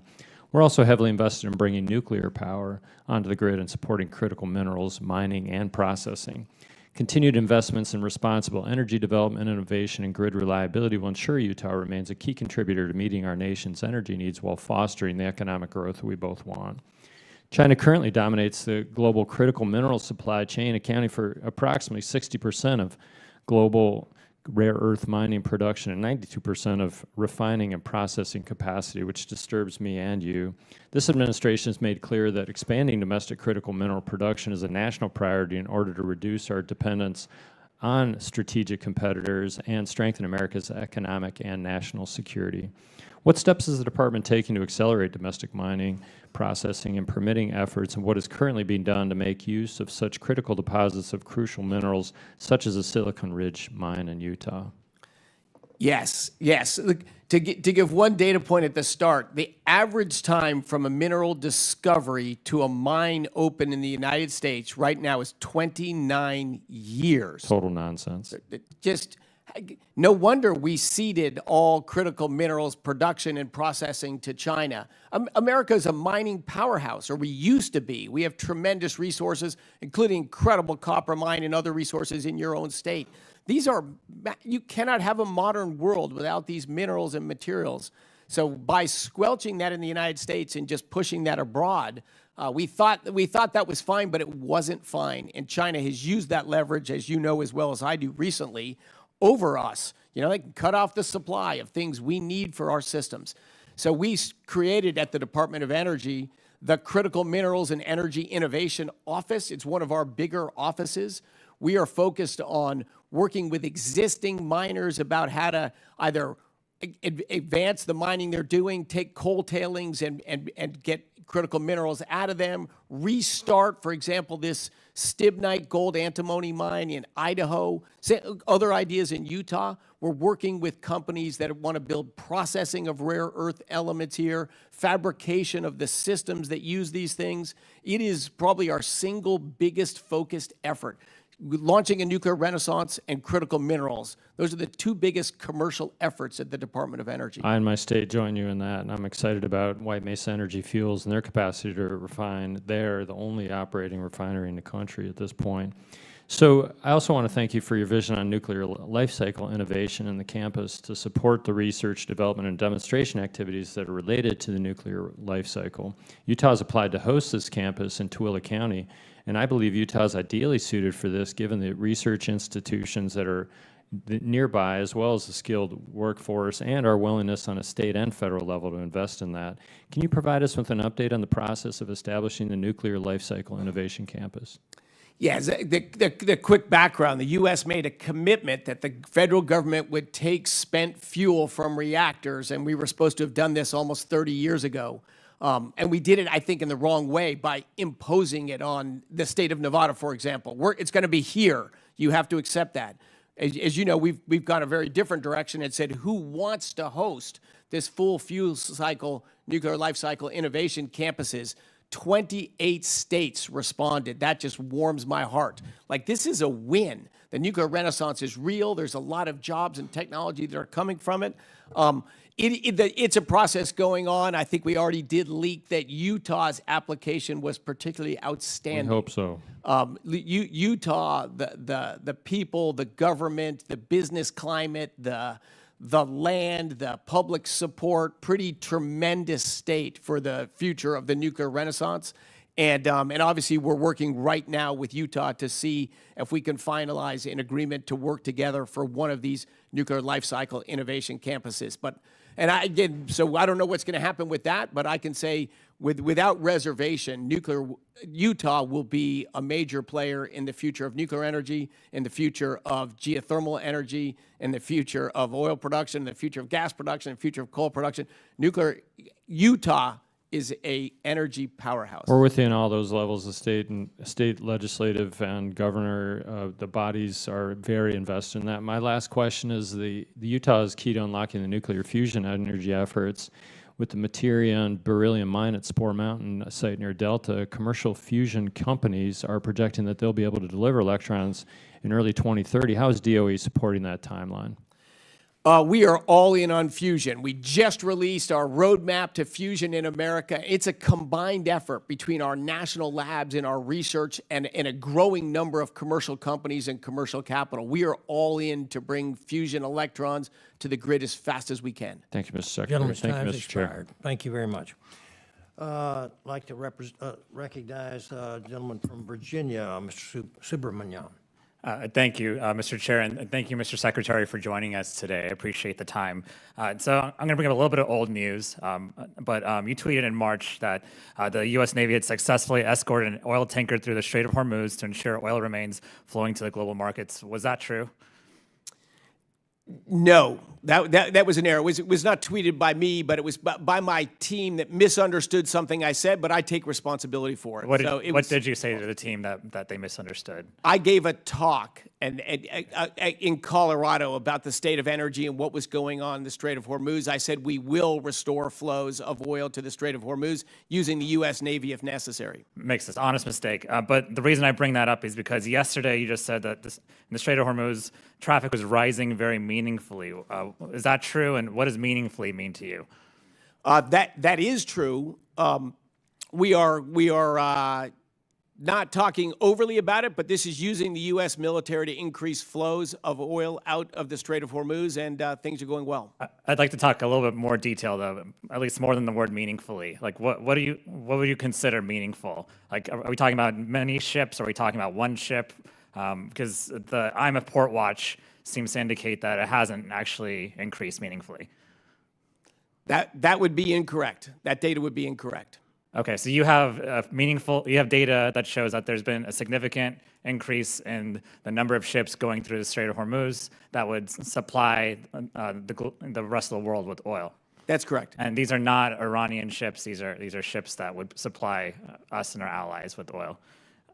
But you can't go into detail about exactly how many or what meaningfully means. Is that correct? That's correct. Okay. And then you also said that gas under $3 a gallon may not happen until next year. Do you still stand by that statement?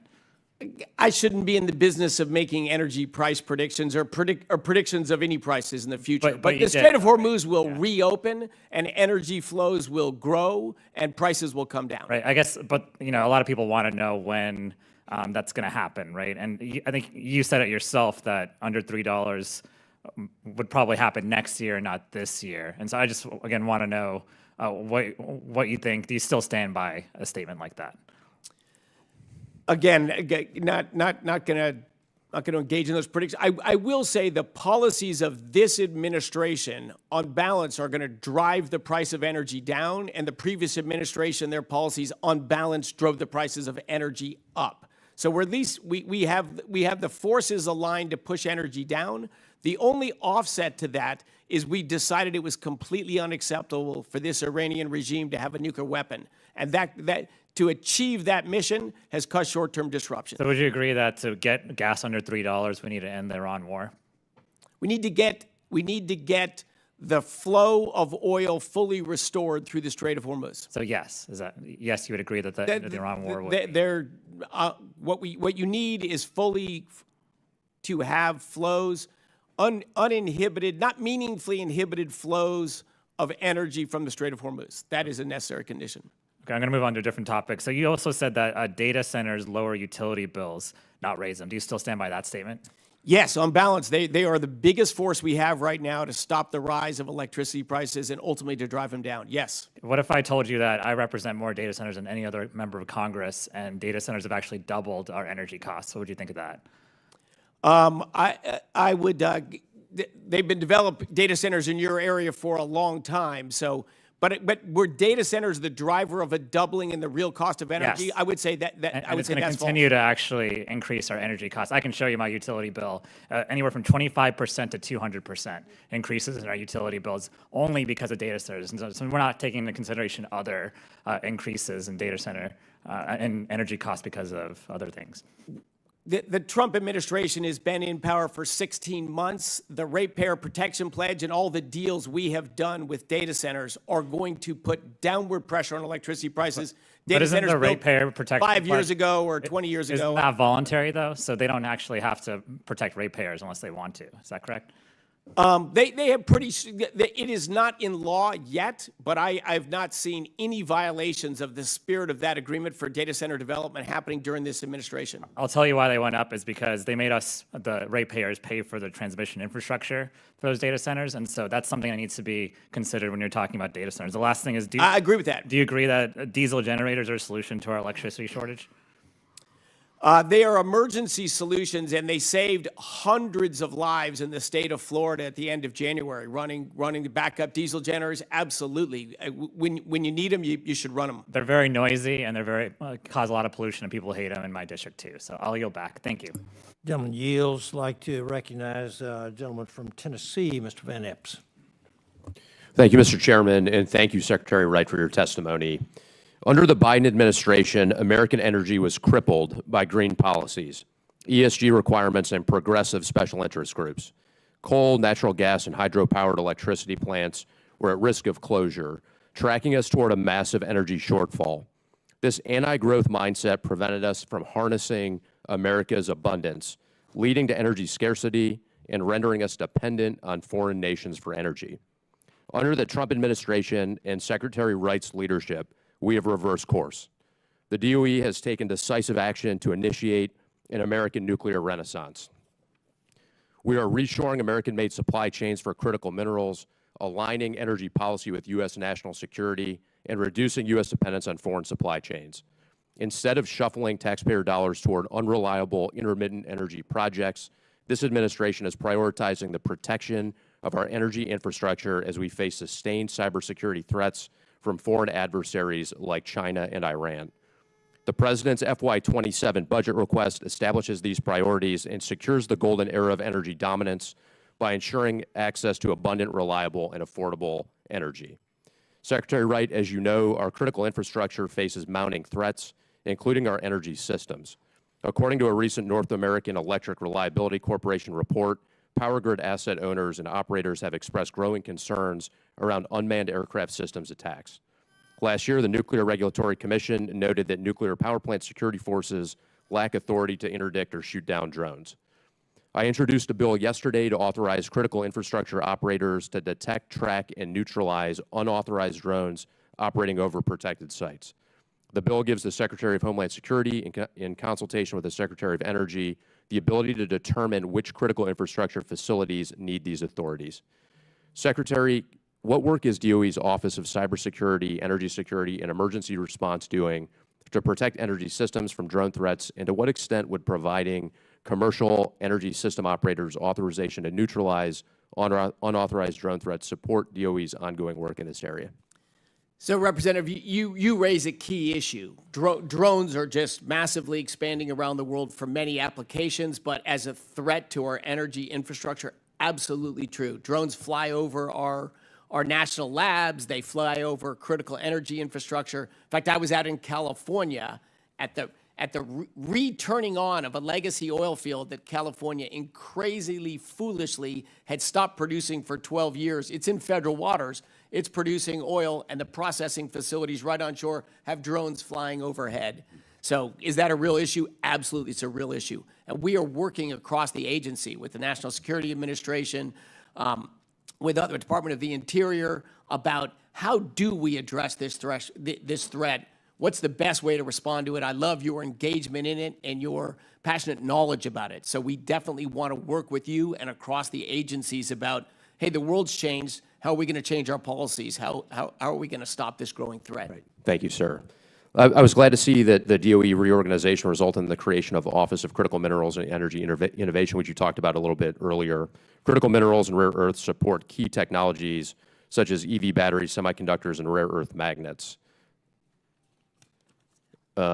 Secretary, can you expound on, you discussed this a little bit, but the ongoing work the Department's Office of Critical Minerals and Energy Innovation is doing to advance our domestic minerals processing capabilities, and what are the primary roadblocks to building back our domestic minerals processing capabilities? God, I mean, the roadblocks is over the last few decades, we've just exported so much of this expertise and equipment. We just haven't opened many mines in the U.S. in a long time. We have mining technology. The leading mining companies often are American. They mine all over the world. So we have the know-how, but we need to bring that supply chain, that equipment, and that trained personnel back into the United States to get these mines going. We do have existing mines, obviously, so a lot of our effort is you've got an existing coal mine, you've got a tailings pine there, it's got critical rare earths in it. How can we work with you to bring technology out of our labs to deploy, to harvest those rare earth elements right there in that existing mine? We're working with others to reopen existing mines. Critical as well as processing. You know, when we have one rare earth element mine in the United States for a long time out in California. It mines the ore and it sends it to China and they process it there. So we are working with that as well to develop the processing of that in the United States. Mine that ore here, process it here, turn it into magnets, fabrication and manufacturing here. We've got a lot of private sector partners in this as well. There's a lot of private capital flowing into this space, but it's because we are willing to make different decisions. We're willing to do the things like setting price floors that'll give businesses the economic incentive to reshore these industries to our country. Thank you, sir. Thank you. Thank you for your leadership. Mr. Chairman, I yield back. Gentleman yields. I'd like to recognize the Representative Gillen from New York. Thank you, 5 Chairman. minutes. Yes, ma'am. Thank you, Secretary, for being here today. Secretary Wright, Nassau County residents in my district on the South Shore of Long Island are facing record costs, more than 32% above the national average. That includes rising energy costs. Long Islanders pay some of the highest electricity rates in the nation, and power costs have risen 20% since January. We should do everything possible to lower costs, and that includes supporting clean energy, tax credits, and embracing renewables. Secretary, I'd like to work together with an all-of-the-above approach to help reduce energy costs and make life more affordable for people on Long Island. And for this reason, like you, I support the Nessie natural gas pipeline project to increase energy supply and drive down costs in my district. Secretary Wright, what kind of cost savings can Nassau County and Long Island families expect to see from this project? And can you confirm on the record when they'll see them? Well, the Nessie pipeline, last I heard, Representative Gillen, I think it will be ready not in time for this winter, but it will be ready for next winter, the winter of 27, 28. Number one, as you know, and look, I share your passion for driving down energy prices everywhere. It's so important. I can hear it in your voice. That's fantastic. And I do want to work with you, whatever the route to lower the electricity costs is for people in Nassau County. They're going to have better lives. They're going to have more job opportunities, and they're going to do it. The Nessie pipeline's a big deal for sure, because as you know, when it gets cold, natural gas gets diverted just to home heating because that's the highest use, and it gets starved from the electricity plants, so they have to burn oil, which is much more expensive and much dirtier to burn. Let's have an abundant supply of natural gas, which is cheaper and cleaner. That'll help drive down electricity prices. And families in older just communities that were developed a long time ago. New York's been one of our original 13 colonies. If you convert home fuel oil heating in your homes in Nassau County to natural gas heating, and we can supply reliable natural gas to you, that's something like $1,500 a year savings. So very significant, dramatic cost reductions. I will tell you, President Trump, myself, and the administration, we want to drive energy costs down everywhere we can, all 50 states. And I have worked probably at least as much of my time in Democrat-governed states as Republican-governed states. Frankly, I don't care. I'm here for all 340 million Americans, and I share your passion. Thank you. Well, I do believe bringing back some of those green energy rebates will also help drive down costs as well.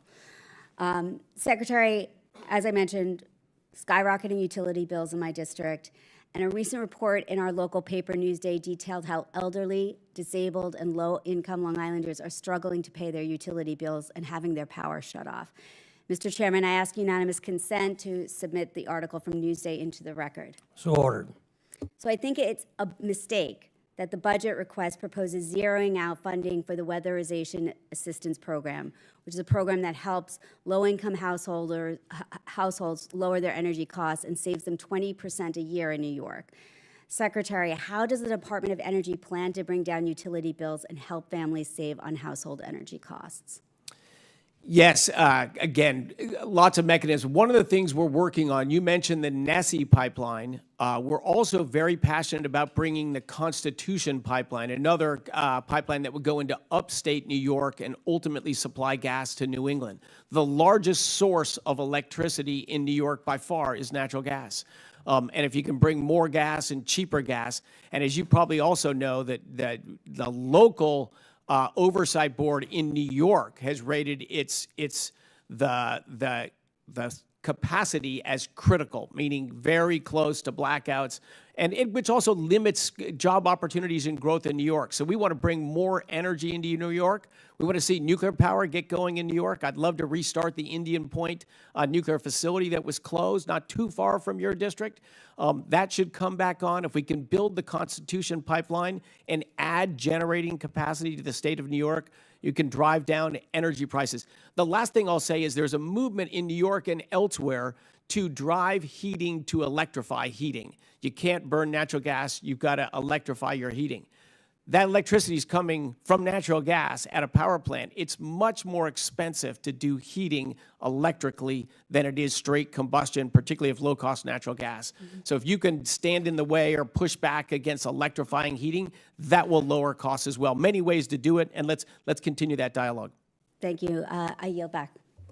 Gentlelady yields. I'd like to recognize Mr. Fong from California. Thank you, Mr. Secretary, for being here today. I'm encouraged by your work to strengthen America's scientific leadership, energy security, and technological competitiveness. I also want to thank you for coming to California last week to meet with our local leaders and energy producers. Your visit underscores the importance of ensuring America and California has reliable, affordable, domestically produced energy. And as you know, you started your career in Kern County. The Central Valley is over 70% of California's in-state oil and gas production. We are the energy production capital of California. Unfortunately, our state is facing a self-inflicted energy crisis. Bureaucracy has hampered new oil and gas permits. California has lost significant refining capacity, with additional refineries and critical pipeline infrastructure now at risk of closure. California once produced 40% of America's oil. Today, it produces 2% and imports 60% of its oil from overseas. During your visit, you clearly saw firsthand how state policies have discouraged domestic energy production while increasing reliance on imported foreign sources of oil, creating serious energy and national security concerns for our state that is home to 30 military installations and serves as our nation's gateway to the Pacific. Two questions. From DOE's perspective, what are the national security risks associated with increased reliance on imported oil with California's declining domestic production? And beyond your direct authorities, what coordination mechanisms are in place, or what could be strengthened between Department of Energy, Department of War, Department of Interior, and EPA to identify and accelerate opportunities to increase reliable energy production as well as oil and gas production in California? Thank you, Representative Fong. As a pro-energy and an energy knowledgeable representative in a state that's sort of lost its way in energy policy, you play a valuable role, a very valuable role in the United States' most populous state. Not only is California the most populous state, but we have more military installations in California than anywhere else. Something like 30 military installations, of course, served by great Californians that are there to defend our country. But yet the energy that comes to those military bases, as you said, over 60% of it is oil imported from overseas. You know, only a tiny percent from California. California has resisted pipeline interconnection with the rest of the country. Its other supply of oil is oil coming down from Alaska. That's American oil and coming down our own coastline. I feel much better about that. But the oil that's coming from the Middle East, that's coming from Asia, I mean, who's our greatest geopolitical foe these days? Right? God bless, we never go to war, never have conflict with China, but that's our greatest risk, our greatest threat. And the supply chain for California in our military bases comes from Asia. That is clearly risky. And then, of course, think of our forward bases in Hawaii and Guam and throughout the South Pacific. We supply those right now directly from Asia, from foreign suppliers. California has incredible energy resources underground and incredibly energy-savvy people, capital. It was an energy powerhouse. If we can restore that, not only can we supply secure energy to our 30 bases in California, we can supply Hawaii and Guam and our forward bases in Asia from California. That's the way it should be done. That's the way it should be done. If you believe in American security, American affordability, and higher standards of living for the Americans living in California. So as you and Secretary Burgum work through the National Energy Dominance Council to advance policies and projects that increase domestic oil and gas production and expand reliable baseload power generation, what steps is the Department of Energy taking today or to ensure the necessary support infrastructure is in place? Specifically, how is the DOE addressing grid capacity, transmission pipelines, refining capacity, and other critical energy infrastructure so that future energy production can be brought online efficiently, reliably, and securely, particularly in states like California, where infrastructure constraints are increasingly limiting energy production, investment, and development? Yeah, so we are in dialogue with many businesses in California. Our Energy Dominance Financing Office, a loan program, it is there to provide capital for people that are going to build energy infrastructure, that are going to increase supply and lower prices and increase security. So again, that's all 50 states. We'll do that anywhere and everywhere. Unfortunately, as you know, the business climate to build real infrastructure in California is very difficult. And boy, I often wonder the net result of that. I lived in 19 years in the state of California, just spectacular state, great people, great everything, but it has the highest adjusted poverty rate of any state in the nation. To me, that's how you can see the ruinous, expensive energy policies. They just flow downhill and they export businesses. They raise costs for consumers, but they reduce jobs, particularly for low to moderate income workers. So getting your energy system right is just essential to your economy, particularly for the lower half of the economic spectrum in your state. Thank you for fighting tirelessly for that. We're partners forever on that. Thank you. Well, I thank you for your leadership. I look forward to the continued partnership to help California solve our state's energy crisis. And with that, I yield back. Gentleman yields. I'd like to recognize Mr. Whitesides from California for 5 minutes. Thank you. Thank you, Mr. Chairman. Secretary Wright, let's start with some common ground. I'm over here. Sorry. Hi. As electricity demand surges, the fastest way to expand capacity is getting more out of the transmission system that we've already built. Reconductoring existing lines with advanced conductors increases capacity, improves reliability, and in wildfire-prone districts like mine, reduces fire risk. While these projects make long-term economic sense, upfront costs remain a barrier for utilities. Would you support additional tax incentives for advanced conductor technologies to help utilities move these projects forward faster? And what does Congress need to do to clear the remaining obstacles? So devil's in the details on the policy, so I probably should be cautious on that, but I love in principle what you're saying. I absolutely believe reconductoring is a great way where you've already got right-of-way, you've already got lines to increase throughput and capacity on that. It is one of the larger things we are lending money from our Energy Dominance Financing Office to do, reconductoring. Great. So I agree with you 100%. That's a good investment in energy infrastructure. Okay, I want to turn to, great, and we've got a bill on that. Look forward to working with you on that. Turning to hydrogen, I'm disappointed by the decision to cancel the Arches Hydrogen Hub, despite independent technical reviews ranking it as the highest scoring proposal nationwide. Walking away from hydrogen, I believe, has severe national security implications. China, Japan, Europe are all investing many tens of billions of dollars because they see hydrogen as a strategic industrial technology.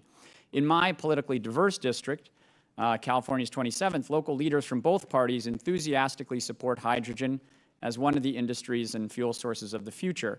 It's not unusual for new energy technologies to take investment at the front end to yield results at scale. For example, you're investing in early-stage geothermal and new forms of nuclear, which I support.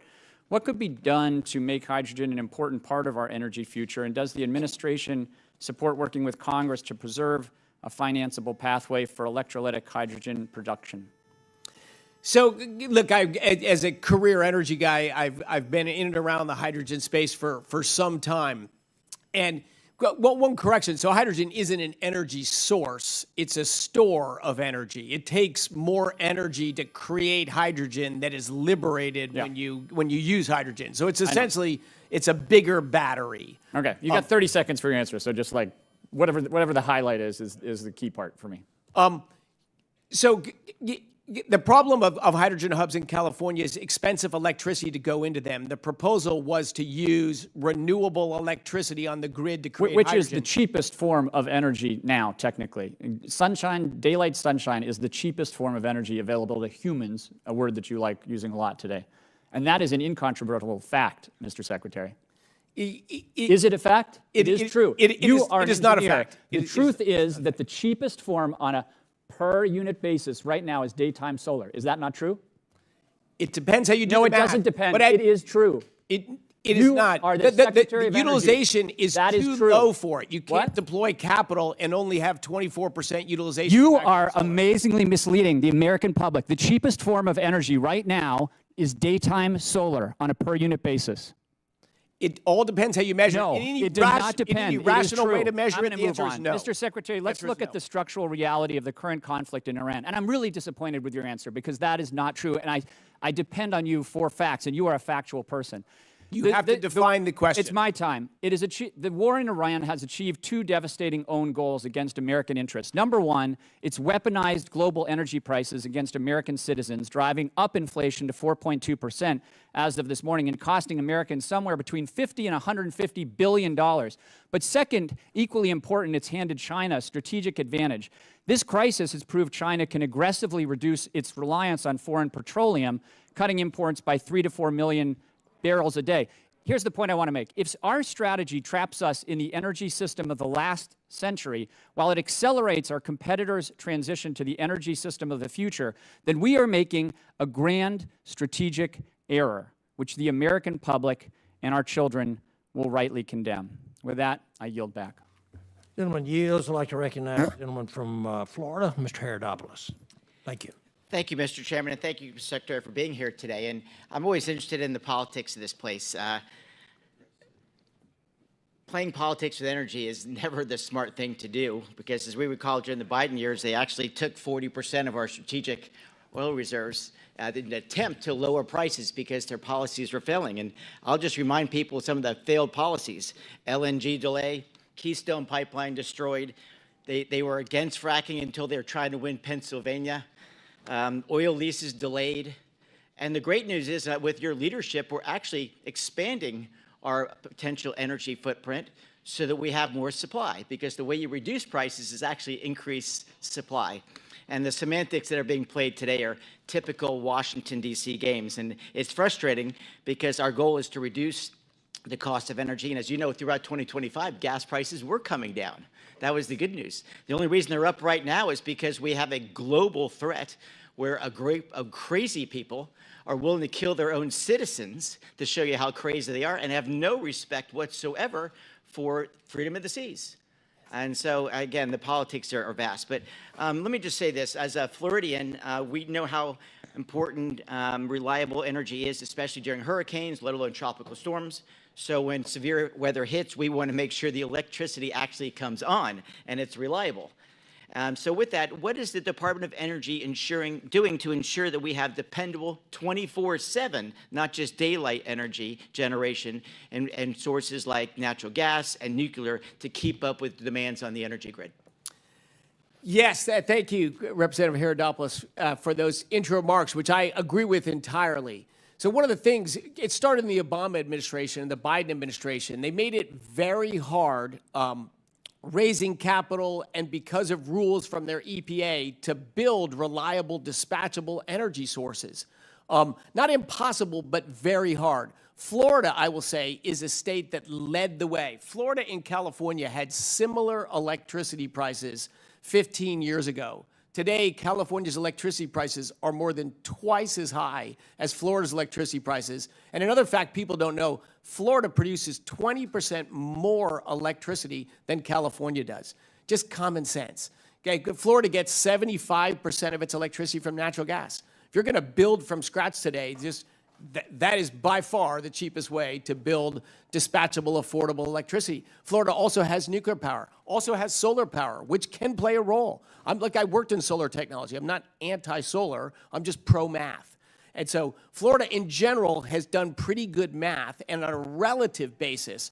But of course, it's had recent price rises that we want to stop and reverse. And I think to your point, I mean, what we have taken is not one, it's all in energy solutions work. And depending, of course, what part of the country. Second, of course, I represent Kennedy Space Center. Congressman Whitesides and I actually worked a lot together on space issues. And that said, what are the most important projects underway currently with DOE and NASA so we can strengthen our position as we have this significant challenge from the Chinese? Yes, I think the projects with NASA are exciting. This effort to go to the moon, ultimately build a base on the moon, and we are working with NASA there for energy sources for that. Fuel for ultimately for reactors that'll be operating in space, and for americium to get short-term. My God, I'm blanking on the term of these sort of nuclear batteries before we go to reactors. But you're right, exploring, being a leader in space, being a leader on not just in Earth orbit, but in far space, is not only great for American science, innovation, and American spirit, but it'll matter for national defense as well. NASA is, like our national labs, is a national treasure. And getting NASA as a partner now with private business to drive space forward, I think will bring huge benefits, not just to Florida, but to our country. Well, I couldn't agree with you more, Mr. Secretary, and I appreciate your candor and your willingness to work with us so we win this new space race. And of course, some of the new technologies you speak of right now are going to be things that power us on the moon, and we'll be there in just a few short years. Mr. Chairman, I do have a couple of additions that I'm going to add that the Secretary can answer a little bit later on the record, talking about some issues that are important to our community. And I'll just also mention that, again, this politics there is always interesting. I brought up on our last meeting, Mr. Chairman, $27 billion to the, quote, Greenhouse Gas Reduction Fund.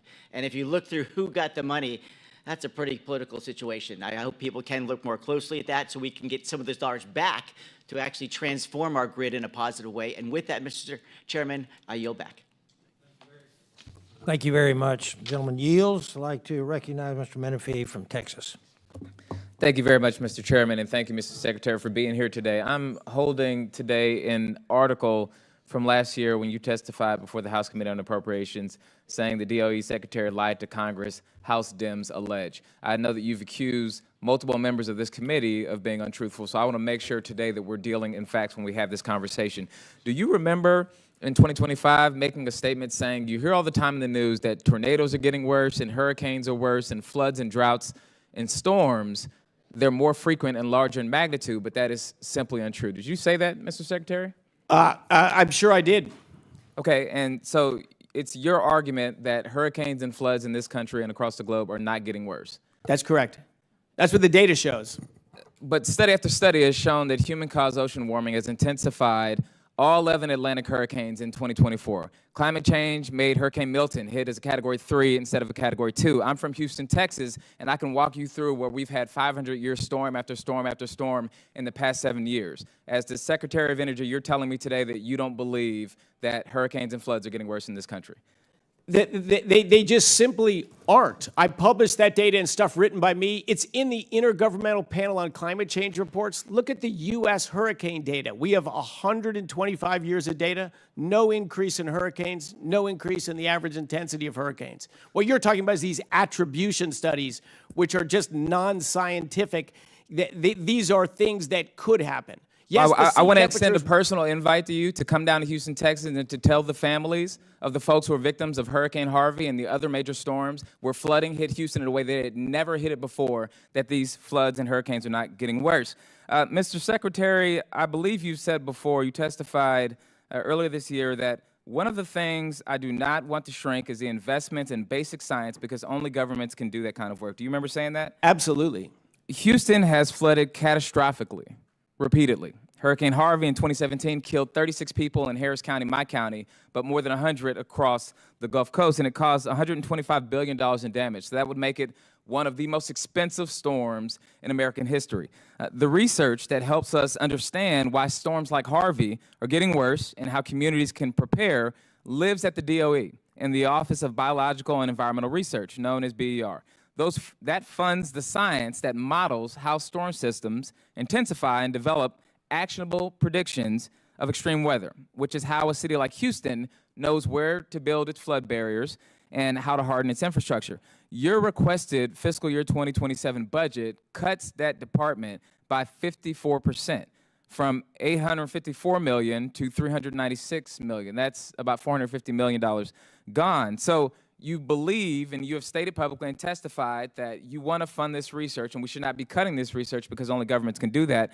But BER is exactly that kind of long-term investment. So how does cutting it by more than half align with that commitment?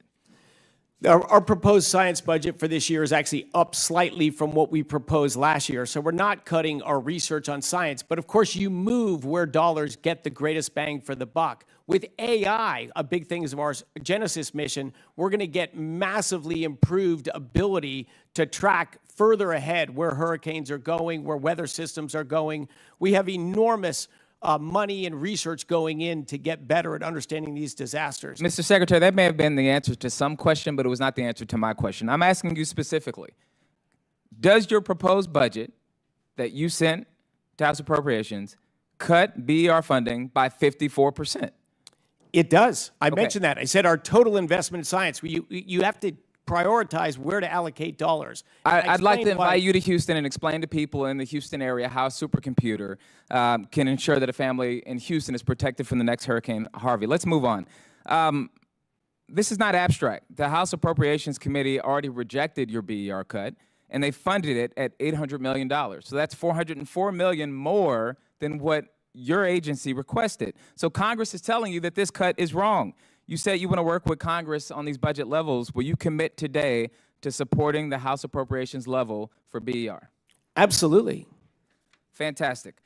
I want to talk a little bit about grid security. We have a distinct history with that in the state of Texas because Texans understand what grid failure can mean better than almost anyone. In February 2021, Winter Storm Uri killed at least 245 people in Texas and caused an estimated $195 billion in damage. Now, I know that ERCOT is a separate grid system than the rest of the nation, but there is research that is shared that is important. That grid failure drove those deaths and was a direct result of infrastructure that was not prepared for the stress that it faced.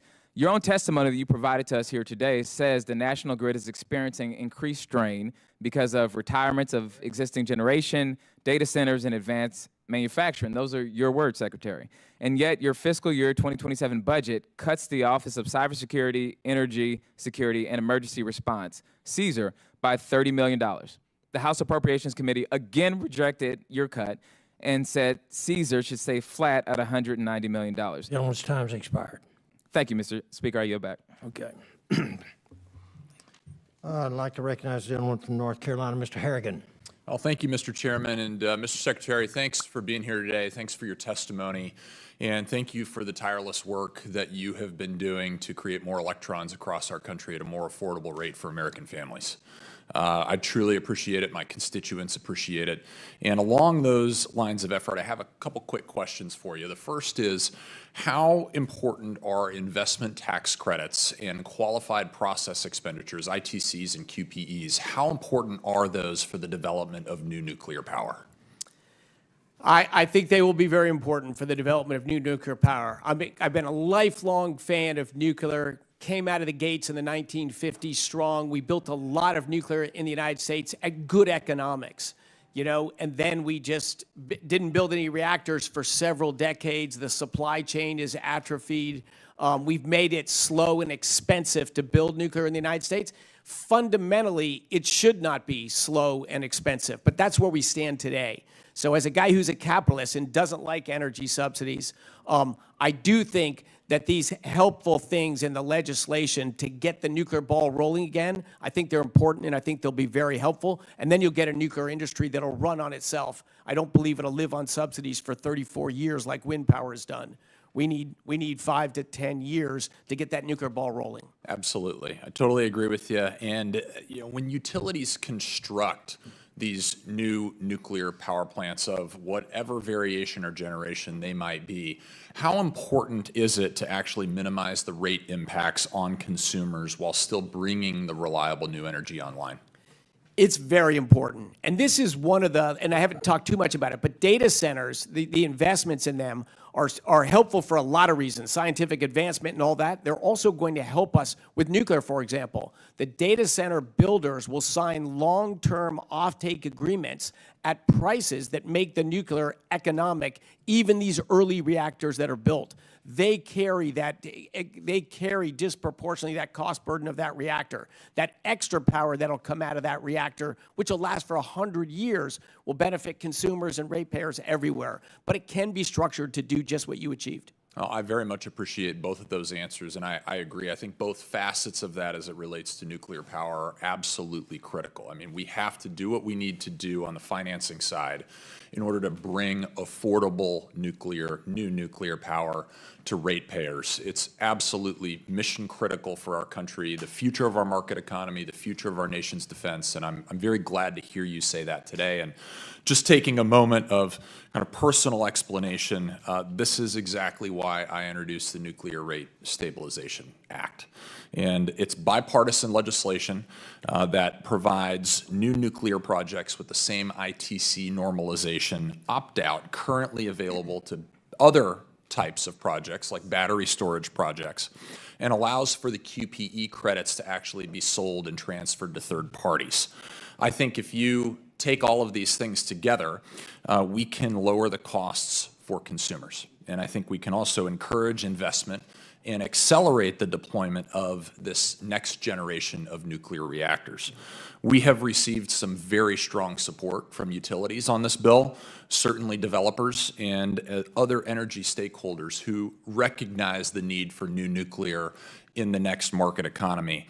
But my final question to you is this: would enactment of the Nuclear Rate Stabilization Act with the characteristics that we've described today, would that help you in the Department of Energy achieve its goal of ushering in a new era of American nuclear dominance? Look, from my understanding, yes, yes, yes.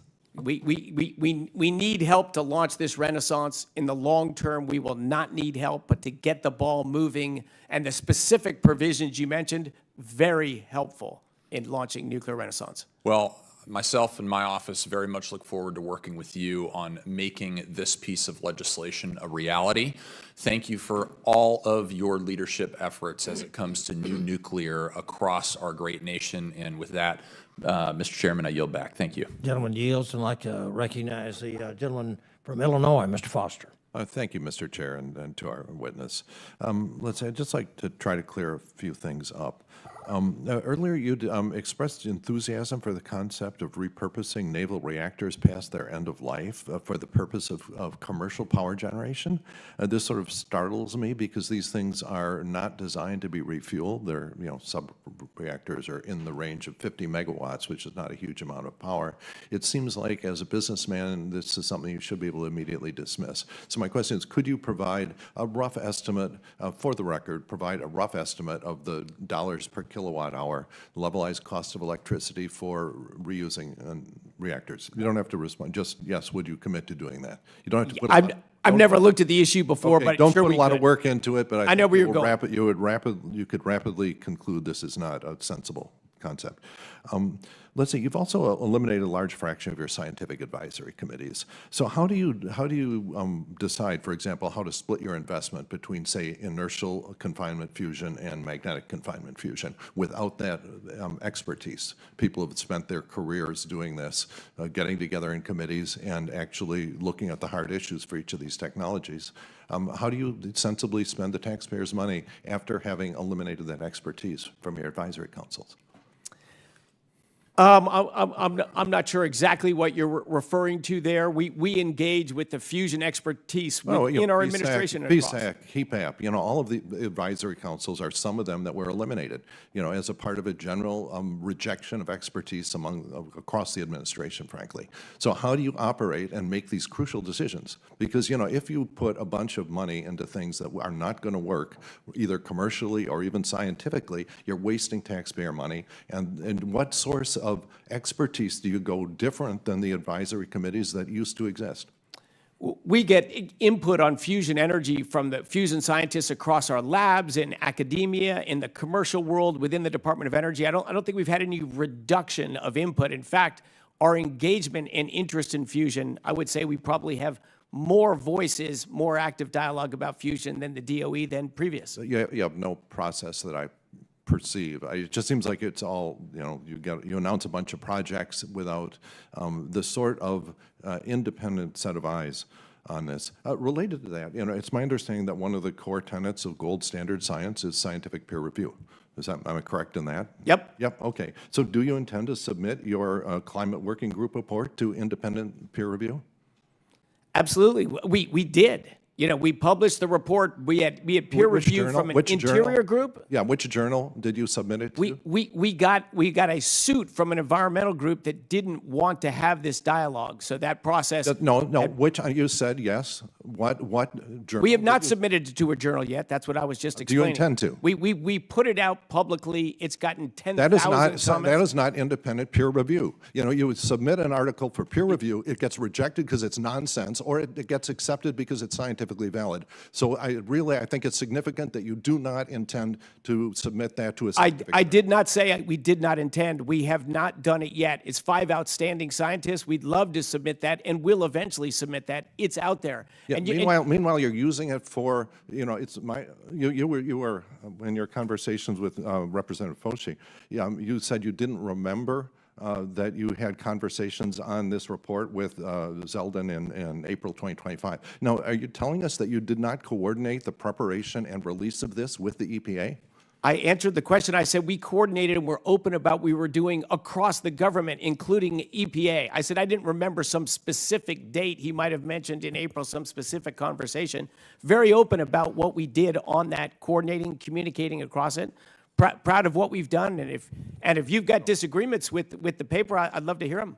Oh yeah, a large number of them. But you know, the first line of defense is don't even discuss it, don't use it for policy until it is passed independent scientific peer review. And it's distressing that you've decided to bypass that for the purposes of at least attempting to use it for policy. Okay, let's see. Another thing that, you know, when the Genesis program was rolled out, it was, you know, labs and others were assured that there would not be a tax on the rest of the program for Genesis. And I've heard repeatedly that there is, in fact, a Genesis tax. You look at the budget, you look at the allocations and the sub-allocations all the way down, that the Genesis tax is real. Do you still maintain that you're not taxing the rest of the research program for Genesis? No, we're not taxing the rest. This is a tool that we're using across the fields, across the research program. Those monies are still in those departments. They're just called out as being used for AI. Those are from these departments themselves. But that sort of dodges the question. And, you know, if you have a research program that has an independent merit, and then all of a sudden you give it a new unfunded mandate called the Genesis thing, that is a tax on that program. You know, I hear all the time from my Republican colleagues that about unfunded mandates, and it seems this is a classic Gentleman's example. time's expired. All right, thank you. Yield back. The gentleman yields. I'd like to recognize Mr. Hurd from Colorado.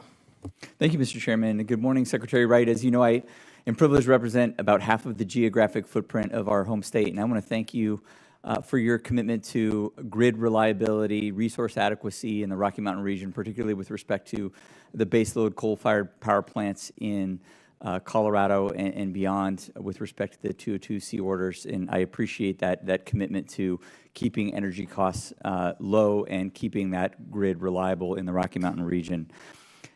Big picture question for you. We're seeing forecasts for electricity demands increases that would have been implausible years ago. What do you see, Mr. Secretary, as the greatest risk going forward? Is it underbuilding generation? Is it underbuilding transmission? Is it underestimating demand or something else? I mean, it's the whole system that matters. One of the first things, the greatest risk when we came in, we did a study of the electricity grid and projected out what we thought was demand, just one guess of what demand from reshoring manufacturing and AI was, and extrapolated ahead the policies of the Biden administration. They left behind resource plans around the country of where it was going. And it was showing 100 times increase in blackout risk by 2030. In other words, train wreck. First thing we did was stop the closure of coal plants. We stopped 17 gigawatts of coal plants from being closed last year. If we had not done that, hundreds of Americans would have died in that last week of January, that winter storm Fern that came down, where we were on the ragged edge of the grid with those assets on and running full things. So, you know, we want to build a mountain. The first thing to do is stop digging a hole. Now we need to build new generation, but that takes years. So we've also got activities, to restart nuclear power plants. The first one will be restarted this summer in Michigan. We'll have another one in Pennsylvania next year and another one in Iowa. We're uprating coal plants, uprating natural gas plants, uprating nuclear plants, stopping the closure of hydro plants that the Democrats also wanted to tear down, dams. So basically restoring common sense and allowing capital to flow in and build new assets. So it is a race. Things in the electricity grid move slower than I like, but we need to build quickly if we're going to reshore manufacturing and lead in artificial intelligence, and I think both of those are critical. I agree, Mr. Secretary. Can you talk about geothermal as well? And we're not going to talk about heat pumps, but I'm talking about utility scale geothermal. I think this is one of the areas that we see agreement on both sides of the aisle. It's reliable, it's dispatchable, it has a relatively small surface footprint for generation. What do you see as the biggest, and we just passed a great geothermal energy permitting reform bill out of the House earlier this month. Mr. Secretary, what do you see as the greatest constraint from advancing utility scale geothermal? Is it the drilling economics? Is it permitting? Is it transmission? Is it financing? What is it that's keeping geothermal from really moving forward as a resource that will keep our grid stable in the decades to come? Historically, permitting has been hard. Permitting is always wildly harder on federal lands than on private lands or state lands, and geothermal resources are dominated out west, so there's so much of them are on federal lands. That held back geothermal in the past. In my endeavors in geothermal right before taking this job, that was also an issue. But if you've got state land or reasonable permitting forms, there's a 500 megawatt plant under construction right now in western Utah. Could that happen in western Colorado? Absolutely. If you can get permitting from the state of Colorado to build these plants on, somewhere in the western slope out in Colorado. Great. But, is the technology viable? Can it happen? Absolutely. Great. So permitting, that's I appreciate you flagging that bottleneck. One of the arguments for advanced geothermal is that we can leverage technology that was developed in the oil and gas industry. What specific indicators would tell us as Congress that geothermal is experiencing the same learning curve improvements that transformed the shale revolution? Yeah, I mean, just we look at the total cost per megawatt of installed capacity. And Representative Hurd, you said right off dispatchable. That's just the wild difference. There is no buyer, not a single buyer for electricity some of the time, I don't know when, but most of the time, no. That just has no value. But if you can, for a grid, the most important thing is you have to meet demand at peak demand time. And as we saw in this winter storm Fern that came in, solar was nowhere to be seen because it was in the winter, and wind output plunged because a high pressure system sat there.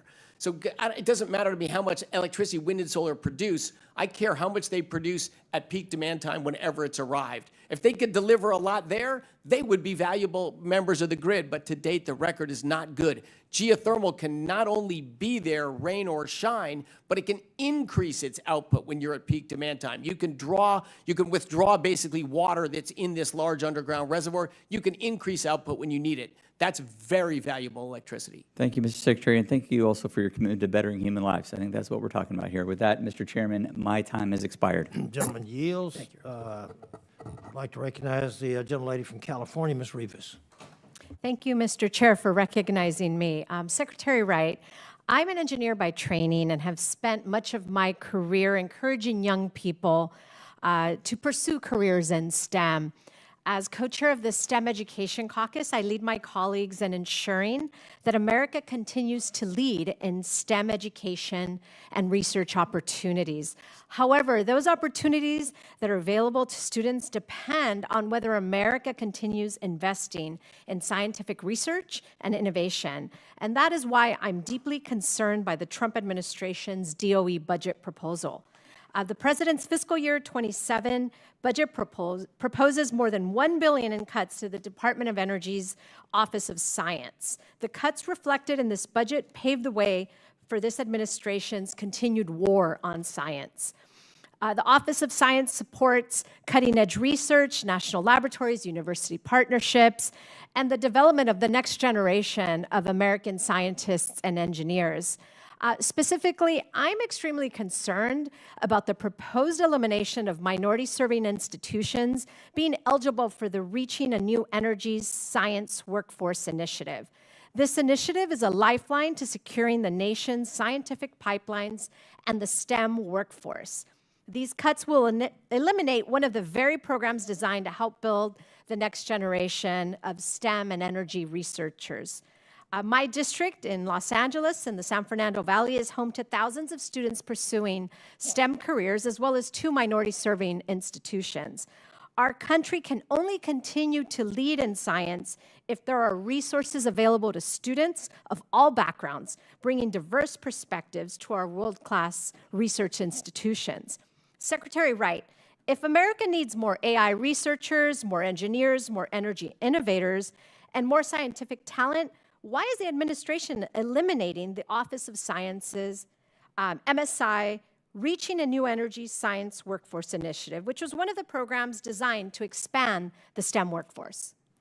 So I share your passion for STEM and for the next generation of STEM leaders. So first, a clarification. We didn't propose a cut in the budget for science. It's just broken into 2 components. One component is Genesis, which is the AI tools used for science. The other component is science. If you add those 2 together, we actually proposed a small increase in the scientific budget. And I agree with you entirely. That is a central role of the federal government. We need to support basic science. We need to support the next generation as well. I've spent my life on bringing educational opportunities to disadvantaged kids. So then this program, the MSI program that I mentioned, is not being cut because that's not what it says in the budget.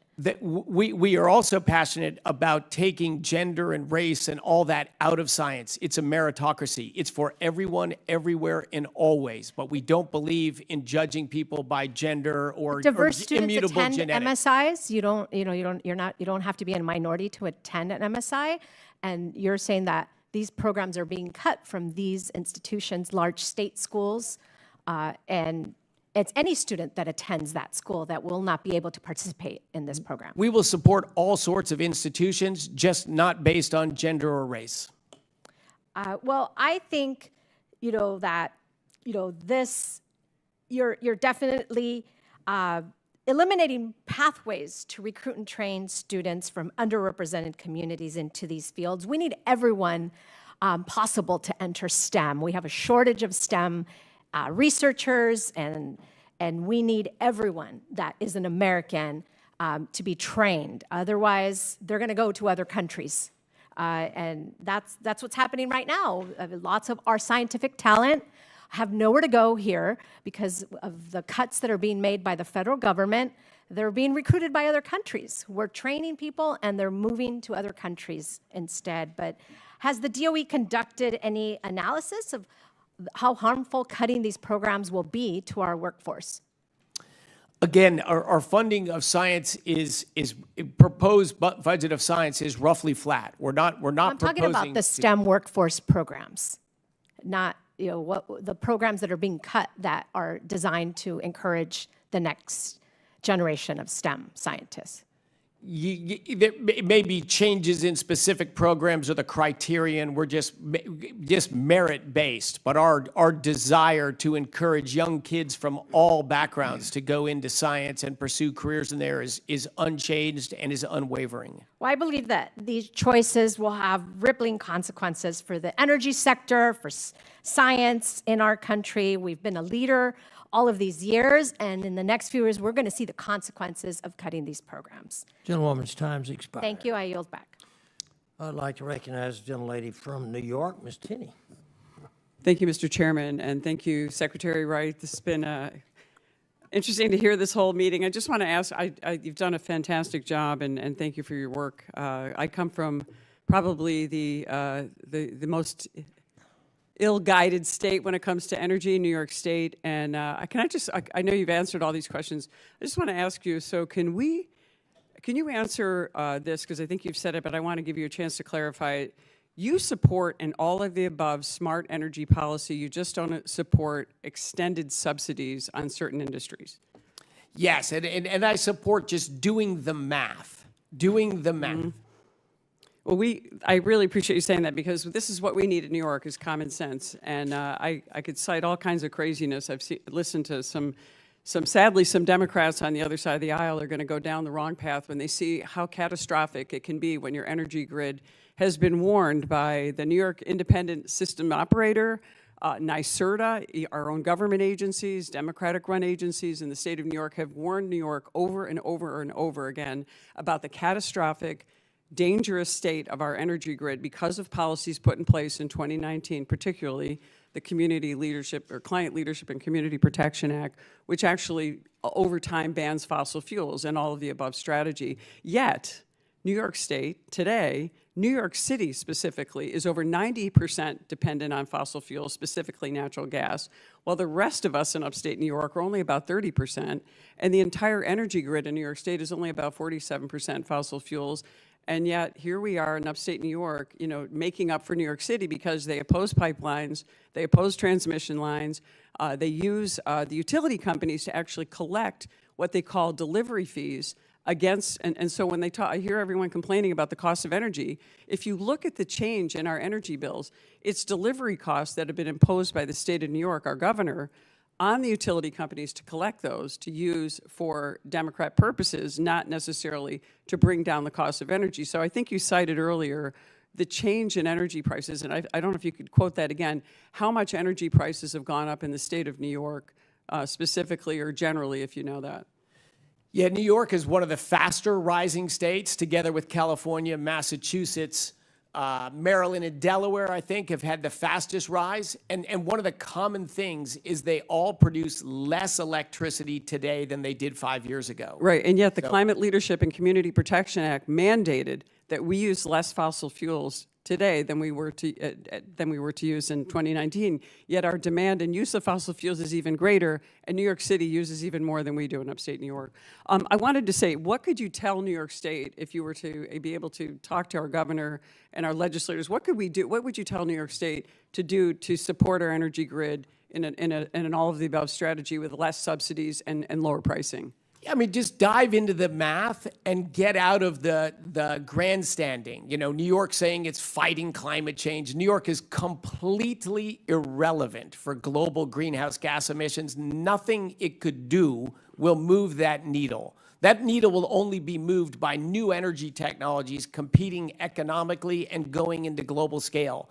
Nuclear is going to play a role in that. Fusion could play a role in that. Geothermal could play a role in that. But New York policies, all they do is make energy more expensive for New Yorkers today. These efforts to push electrification of heating, that is a guaranteed way to increase heating costs, at least double and maybe 3 or 4 times increase the cost of heating for citizens of New York. Why would you do that? You sit right next to Pennsylvania, the mother of all shale gases, incredibly cheap energy. Wait, we are the mother of all shale gases, but we're the only state in the country that can't touch our abundant, rich natural resources. Exactly, right underneath the state of New York. Wealth, jobs, biggest source of decarbonization. If New York really wanted to champion greenhouse gas emissions reductions, natural gas by far the biggest needle mover there. You have a resource right under your feet. So New York could do so many. They shouldn't have closed Indian Point regulator. They shouldn't make up these stupid goals or objectives. I was glad to see the governor of New York back up on the next one. But these are just arbitrary things made up by activists. They're not made up by people that do math and care about the citizens of New York. Thank you for fighting for what you're doing. The New Yorkers need you. No, thank you. And I appreciate you talking about the nuclear and also helping us get this nuclear back on track. All of the nuclear power plants that are operational in the entire state of New York are in my district, New York 24, and we are doing everything we can to get them upgraded. And we appreciate the work you've done, the work that obviously Lee Zeldin, who we wish he was our governor, but boy, am I glad he is where he is. He's doing a phenomenal job as our EPA administrator. Thank you so much for it. I've run out of time, but appreciate your work. Thanks so much. I yield back. Thank you, Representative. Gentlewoman yields, and I'd like to recognize the gentlewoman from California, Ms. Friedman. Thank you, Chair Babin. Secretary Wright, you had mentioned that last Friday you traveled to Santa Barbara to defend your order to overturn the will of the people of California and restart the stable offshore corporation Santa Ynez Unit offshore oil project in California, invoking the Defense Production Act on national security grounds. This project has not been operated for nearly a decade because of serious safety shortcomings and concerns. So I have a question for you that I would really like a yes or no answer to so that we get the straight truth from you.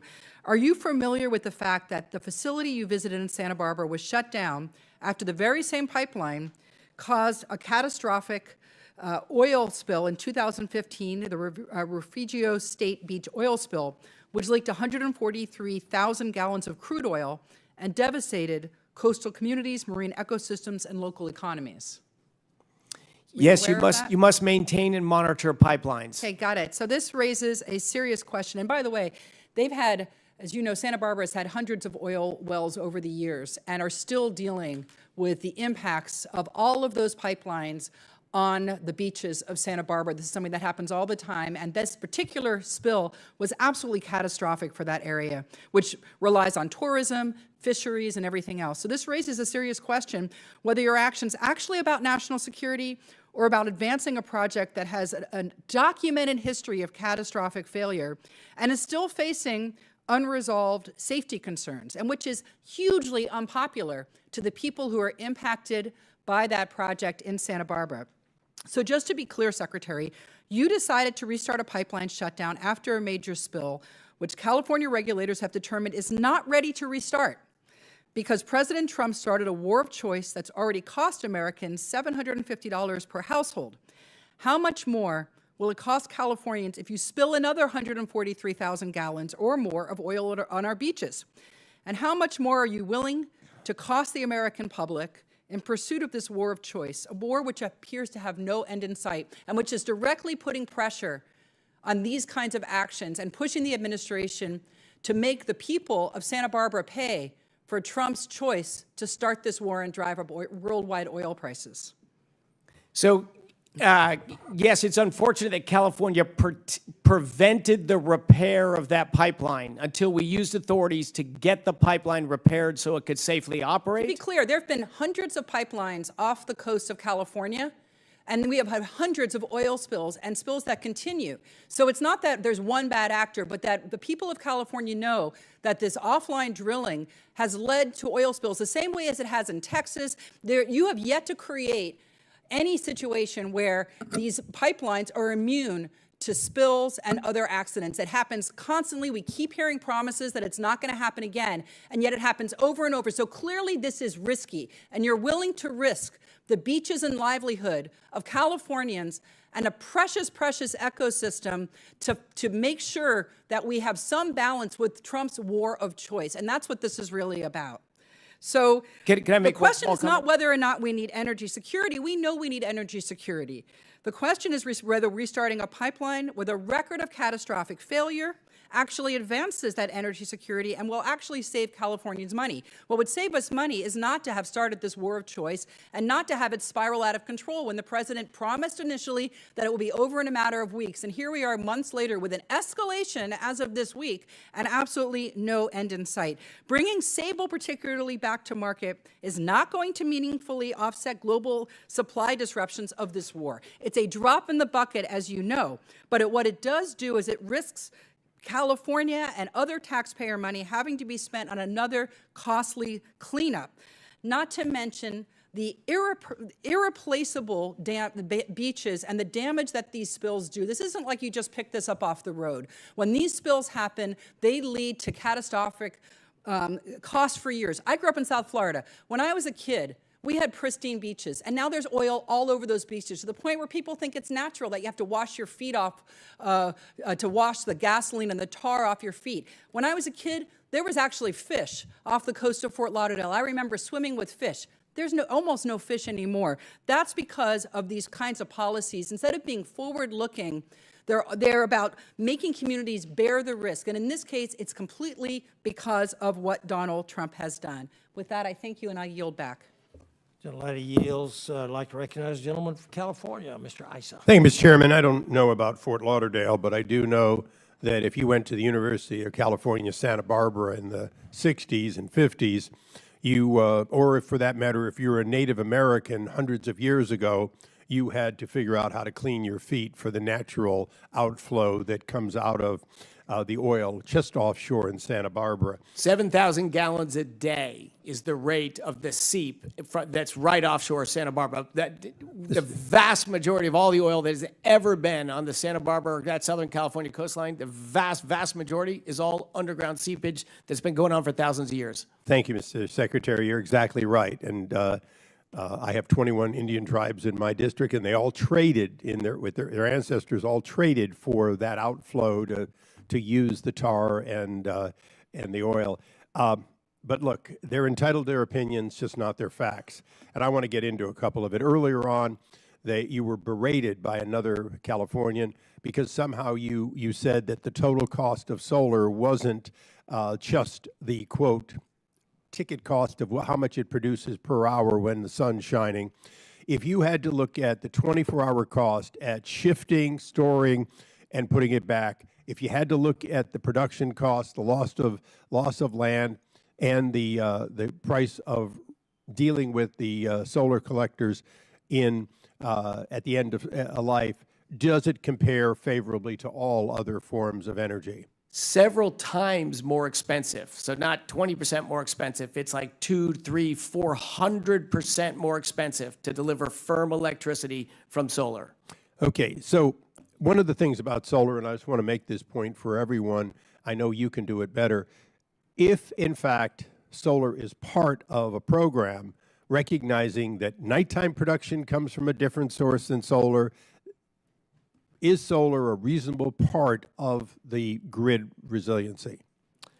Yeah, I think in the long run, unsubsidized solar will play a role in electricity grids, and in places like with great resources like California, it should play some role. And I agree. And as geothermal, 24-hour energy, and others all are being supported by you. I have one small area that may have fallen through the cracks early in the administration.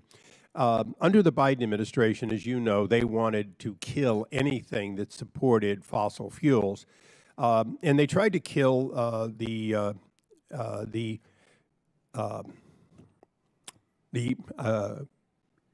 energy, EIF, the Energy Forum, International Energy Forum. They failed because one person at state cared enough about the blanket of fuels, including natural gas. And so they moved it over to state, and they hid it there. Now that state consolidated away from duplication of you, that entity has no longer been funded. We're one of the founding members of the International Energy Forum. Would you mind looking into whether or not we should and could rejoin? It's a relatively de minimis amount, but there's over 70 countries. I'm a big fan of their bringing all of you together. We are going to rejoin. Thank you for reminding me of that. I heard from some overseas friends and international, hey, you should rejoin this forum. I wasn't aware of it, but we will rejoin that forum. Yeah. Representative Issa, thanks for the reminder. Thank you. And as often happens, something is damaged by your predecessor, but the tree falls during your time. So thank you for picking that back up. Look, you've been accused, I want to give you an opportunity to get back on this. You've been accused of basically race and gender discrimination because you want to promote merit-based solutions. Do you want to finish your comment on why merit-based makes more sense, regardless of who happens to get those allotment and training? Exactly. Like Martin Luther King was a longtime hero of mine, and I love his words that he dreamed of a day where his children would be judged not by the color of their skin, but by the content of their character. I believe passionately in that. Gender, sexual preference, color, race, background, those shouldn't matter. America is about a meritocracy. I have spent a lot of my personal efforts in low-income areas, independent of gender, race, whatever. Of course, we should help people low income that grew up in places with schools not as good and not quite as good of an effort. And you may have about a meritocracy. Thank you. You may have to answer some of this for the record, but briefly, if you could tell us, with the abundance of natural gas, but much of it located in places that don't necessarily need all of the electricity, as you're balancing or asking us to balance pipelines leading to liquefaction in the future and other uses versus power lines, is there, in fact, for data centers and others, a reason to locate where the natural gas is naturally there with little or no distribution cost? Sure. I mean, if you locate in West Texas or Southeast New Mexico, you can get natural gas for free. But the cost of natural gas is only one component of the cost of electricity. So even natural gas delivered a pipeline a long ways away, it's still so cheap. It's still 2-3 cents a kilowatt hour for the cost of the gas. So it's a little cheaper somewhere else, but almost anywhere, if you've got a power plant, natural gas, electricity in the United States is very cheap. Thank you. Thank you for your indulgence, Chairman. I yield back. Gentleman's time's expired. Thank you very much. Now I'd like to recognize Ms. Sykes from Ohio. Thank you so much, Mr. Chair. Thank you to the witness for being here. I will say your expertise is energy, and I would hope that you would not invoke the words of Dr. Martin Luther King without adequate context, because quite frankly, that is not your expertise. But since you want to talk about people unqualified in meritocracies, let's talk about President Trump. Do you feel like your positions and policy statements are in line with President Trump? Yes, I hope so. Do you love inflation? I love ending Iran's ability to have a nuclear weapon. I think that's existential Thank you. for That our was not future. my question. Do you love inflation, yes or no? I love ending Iran's That is not my question. Do ability you to love get a nuclear inflation, weapon. yes or no? No, I would prefer lower inflation. You would prefer low inflation. Do you know that your boss, essentially President Trump, just stated that he loved inflation? He's an entertaining, hyperbolic guy who's done tremendous leadership and on balance is driving inflation So down. it sounds like you were unaware that President Trump just mentioned that he loved inflation, and I certainly don't want to get you in trouble with your boss, but it sounds like you don't love inflation, but he does. But let me ask you this other question. Are you aware that the United States was taking millions of barrels of gasoline from Iran in the Strait of Hormuz? We are preventing the flow of Iranian oil through the Strait of Hormuz. That is not the question that I just asked you. Were you aware that the United States has been taking millions of gallons of oil from the Strait of Hormuz? Just not sure taking's the right word. We're preventing Absolutely. the flow of it. Well, thank you. Mr. Chair, if I may, can I play some audio from some comments that President Trump made in the Oval Office? Okay. The numbers were great. I don't think you know what I really we've heard this I love the inflation. You know why? Because as soon as this war is over, I can say it now. Something you didn't know. Do you know we've been taking out Let's suspend that, millions of barrels please. of oil? Nobody knows it. You know who doesn't know about it? Iran until right now. Mr. Secretary, it seems like you didn't know about this either. So why would the United States be taking out millions of barrels of oil from Iran? Well, it's essential that we prevent oil sales from generating revenue for Iran to spend to develop nuclear weapons and oppress their Mr. Secretary, people. I understand this might be an uncomfortable line of questioning and you don't want to do it, but you are not answering my question. So I'm going to ask you again, and I'm going to hope that you will answer it honestly. Did you know that the United States was taking millions of gallons of oil from Iran? I'm unaware. So do you think that the president is lying based on the audio that you just heard? And I will send it to you in case you say you didn't hear it. Oh, no, I do not think the president's lying. I think the president's talking casually about our efforts to stop the flow of Do you Iranian think oil, that and we war are is stopping those casual? tankers Do you from think flowing. that it is appropriate to talk casually about war? I think you talk to all different audiences and you talk in all different styles. But I don't have any serious objection to what he said. You don't have any serious objection for someone talking about war casually? Do you have that objection? There are 13 service people who are dead. There are hundreds more that are injured, but we should be talking about war casually. He treats this war deadly serious, and he has worked tirelessly on this war, Mr. monitoring Secretary, it, you caring just said about that it. he was speaking casually about this. It He is in speaks context 20 of hours war, a day. He but speaks is 20 the hours a pre- day but in he is different styles also- for different audiences. He is the President of the United States of America. He is the Commander of Chief who is responsible for 13 service members who have died and hundreds more who are injured. So you mean to say to me, testifying in front of this committee in the United States House of Representatives, that it is appropriate for the Commander of Chief to talk about war casually? He speaks candidly, openly, and honestly. I think all of America benefits from that. Well, I appreciate your attempt to protect your boss and to keep your job, but let me be very clear with you. It is not appropriate to talk about war casually. He is clearly keeping you in the dark about what he is doing in Iran, and now you are sitting here in this committee unaware that the president just made an announcement about millions of barrels that they have taken from Iran and stated in that very, very clearly, people don't know, but now we get to know it. But unfortunately, he sent you here and you didn't know it. What is your response to that? I'm very proud to serve with President Trump. He's been tremendous leadership in a time of great stress right now. I'm proud of what he's doing, proud to be part of the team. Well, I would not be proud if my boss sent me up Schitt's Creek and left me here in a committee without adequate information and speaking casually about war. That is a horrible place to be, and I'm so sorry that you have to defend that. That is beneath your honor. Gentlewoman's time's expired. I'd also remind the gentlewoman that there was exactly 13 U.S. service members killed at Abbey Gate in the disgraceful withdrawal from Afghanistan. Who's next? Would like to recognize Mr. Baird from Indiana. Thank you, Mr. Chairman. I'd like to say, too, to add to your comments, one of those individuals, 13 individuals from our district in Indiana. So we have strong feelings about that. Anyway, Mr. Secretary, we really appreciate you being here. I want to compliment you and the EPA administrator for coming to Indiana. You did a great job. The people that you visited with talked about some of the rules and regulations affecting the trucking industry. And we appreciated that very much, and they appreciated you being there. It was my honor. You know, I guess I want to start with the fact that Purdue University is a national leader in nuclear science and engineering, and as you know, houses the nation's first and only fully digital instrumented nuclear reactor. It's a fully digitally, geez, I can't pronounce that, can I?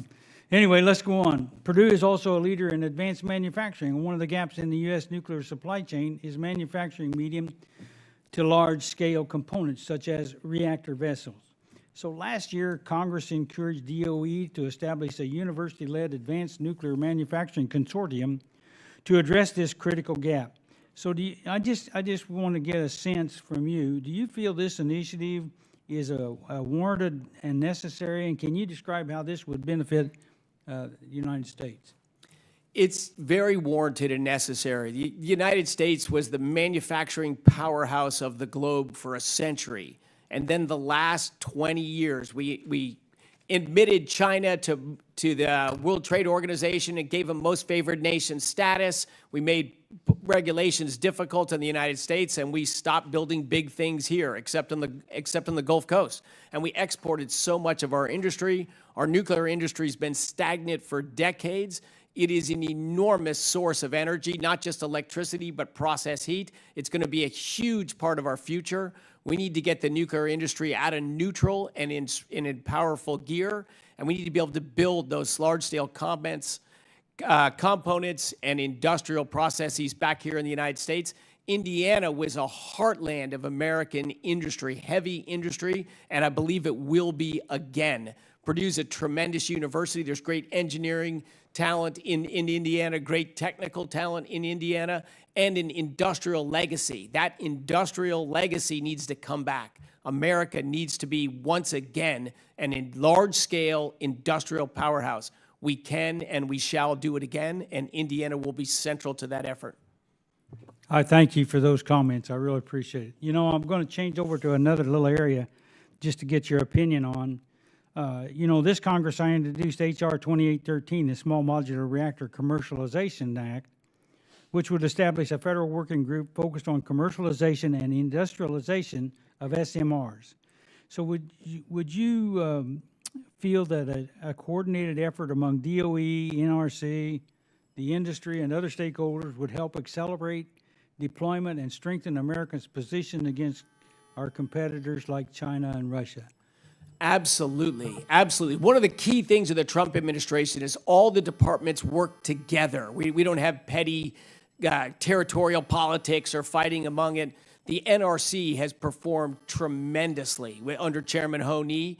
They are focused on safety, but they're innovating, they're moving fast. And yes, between the Department of Energy, our technical capabilities and commercial focus, NRC safety focus, we should be working with companies and industries about how quickly we can stand up the industrial supply chain for nuclear in our country again. Yes.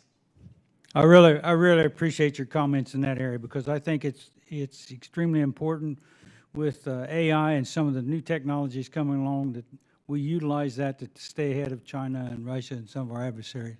So I thank you, sir, for being here, and I yield back. Gentleman yields back. I'd like to recognize Ms. McLean Delaney from Maryland. Thank you, Mr. Chair, and thank you, Secretary Wright, for joining us today. I want to dial down the drama and just pragmatically address some issues. I represent the 6th District of Maryland, and my home state is proud to be one of the most educated, skilled, and dedicated workforces in the nation, and our federal employees and researchers are at its core. They are scientists, engineers, and public servants who make America innovation possible. And I do have to lift up our agencies like NIST, NIH, National Institute of Cancer, Fort Detrick, and some of the DOE centers.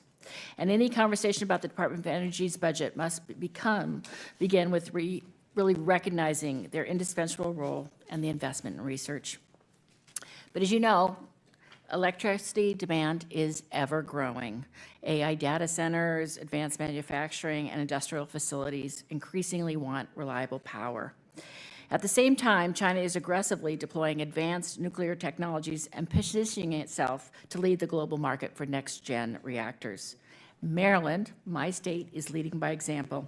In addition to obtaining 38% of our state's power from nuclear technologies, Gaithersburg and Frederick in my district are home to X Energy, a next-generation nuclear energy company and national leader in advanced nuclear technology. I toured their facility recently and met their leadership and was very impressed by the innovation. X Energy didn't come to Maryland by accident. They came because of our world-class innovation companies. They came because of a world-class, highly skilled workforce anchored by exceptional researchers and scientists, and also, I have to say, by some of our greatest agencies. Many nuclear advanced reactor designs offer capabilities beyond electricity generation, including high-temperature process heat for industrial applications and more flexible string-sitting options because they require significantly less water than traditional nuclear plants. So, Secretary Wright, I have 2 questions for you. As we look towards the future, what role do you believe advanced nuclear technologies will play in meeting America's growing energy industrial needs? You spoke a little bit about it before, but can you again clarify the actions necessary to ensure that the U.S. and not China leads in the deployment and export of these technologies? So thank you. Love all of those words. You talked about the growth of electricity demand in the United States, and you listed all the main drivers of it. Absolutely. We got to bring more electricity to the game. China's been rapidly growing their electricity production over the last 20 years, and we have not. We can. And is nuclear a great technology for that? Absolutely. And one other thing I'd love to say is that you mentioned industrial. We were talking about reindustrializing our country. The biggest use of energy is industry, is building things. And the biggest source of energy for heavy industry is high temperature process heat. That's like nobody talks about it. This is the most important energy source on the planet. Today, all of the nuclear energy is just in the electricity grid. But what's so great about nuclear, it can also provide high temperature process heat. And your very own X Energy, I believe, will be the first ever nuclear supply of process heat in a plant in Texas. And I couldn't be more excited about it. It's a great company. But it is headquartered in Maryland 6. Fantastic. Okay, And you deserve credit for that. And on that issue, though, I understand that OMB has yet to allocate more than the $3 billion appropriated for your department's advanced reactor demonstration, and I believe the government should be a reliable partner to the private sector. And I have to say, in all aspects, whether it's for our farmers with solar or geothermal, as Mr. Hurd, raised up. And I appreciate that the Department of Energy has advocated for this funding, but it seems that OMB has been the bottleneck. Where's the $3 billion that Congress appropriated for the ADRP in fiscal 2026? And will you commit to pushing OMB to release those funds? Yes, it's coming. It's coming. I thought that was the case. I had to check with my smarter team behind me. Thank you for raising that issue. Very passionate about that program, very passionate about the company based in your state. You have a lot to be proud of. Thank you. I do have a quick one on solar and wind technologies, and I probably won't get to it, but I just want to say that I am an all of the above supporter when it comes to energy production, and I really think that in all ways we need to look for reliable, affordable power. And so I will be submitting for the record on some of the solar and wind technologies and how we need to support them. Building on what I was in the Biden administration, building on that, but going forward together because they're very important and in all of the above strategy. Thank you, and I yield back. Thank you, Representative. Gentleman yields. I'd like to recognize the gentleman from New York, Mr. Riley. Thank you, Chairman, and thank you, Secretary. I represent 11 counties across rural upstate New York, and when I'm on the community, I always ask folks about the conversations they're having at their kitchen table. And I know around here, this idea of kitchen table issues, it's become kind of a political cliche. For me, it means something real. When I was growing up, my parents would literally sit at the kitchen table every week to balance the budget. And the way they would do it is they had these envelopes, and they would write on the envelope, mortgage or utilities or school clothes. If there was something left over, my favorite envelope was for the Binghamton Whalers tickets. And I remember those conversations getting a lot harder when the factory was closing down where my dad worked, and it was a bunch of big corporations and out-of-touch politicians from both political parties got us into terrible trade deals that shipped jobs overseas. And you could literally see with those envelopes at the kitchen table the sacrifices that my family was making every week to make sure my sister and me could go to school. So I ask folks at home about those conversations because I want to hear what they're talking about at the kitchen table. And you know what they tell me now over and over again? They can't afford the utility bills. They cannot afford the utility bills. They're stretched past the breaking point, making impossible choices between groceries and medicine and rent, and then the utility bill hits the table. And now, today, they're making tough decisions about whether they can even go on the summer vacation they had planned with gas prices as high as they are. So when I got here last year, first thing I did was launched an investigation into the utility companies to try to get to the bottom of why these bills are so high. And there's a lot of reasons for it, and I know you've discussed some of those today. But one of the most alarming things I found is that each of the three major utility companies serving upstate New York is owned by a foreign corporation. And so my question for you is, why in the world is the United States federal government allowing foreign corporations to own American utility companies? Yeah, certainly not my area of expertise or regulation there. We do like to see, free flow of capital, at least among our allies and friends. I don't know which. Well, that just sounds like the same old tired arguments we've had for 30 years about the benefits of globalization that I know the elite economists and the out-of-touch politicians and big corporations want to shove down our throats because it makes them more profitable. In communities like upstate New York, that has hurt with the working class. And when we see our utility bills hit the table every week and then see a bunch of that money being shipped overseas, it's the same old story of greed and corruption that we've dealt with for decades. We should not, upstate New Yorkers should not be forced to shell out money every month to the utility company and see it shipped to a foreign corporation overseas. Central Hudson is one of the utility companies in our district. They're owned by Fortis, a foreign corporation. Last year, Fortis reported $331 million in quarterly profits, and you know what they did the very next day? They turned around and demanded another rate hike of $20 to $30 a month for upstate New Yorkers. NYSEG, owned by Iberdrola, Spanish corporation. Last February, NYSEG shipped a $450 million dividend to Spain, turned around 6 months later and asked us for a $500 million rate hike to foot the bill for it. These are seniors on fixed incomes who are literally cutting their medicine in half, public school teachers I've talked to who are picking up second jobs because of the NYSEG bill. There was a I'll never forget this conversation, a woman in the union whose husband had worked his entire life, finally got to retirement and wanted nothing else but to spend his time with his grandkids. He worked his whole life to earn that time with his grandkids. And you know what he's doing right now? He had to go get another job to pay the NYSEG bill, and that money he's putting out every month is going to a corporate boardroom in Spain, to a bunch of people sitting in a boardroom in Madrid, taking money out of the pockets of folks in Oneonta and Whitney Point. This has got to stop. This corporate greed and money going out of my community to these boardrooms halfway around the world, it's got to stop. You actually do have authority over this. You oversee FERC, correct? It's an independent regulatory It's an body. independent regulatory body, but you have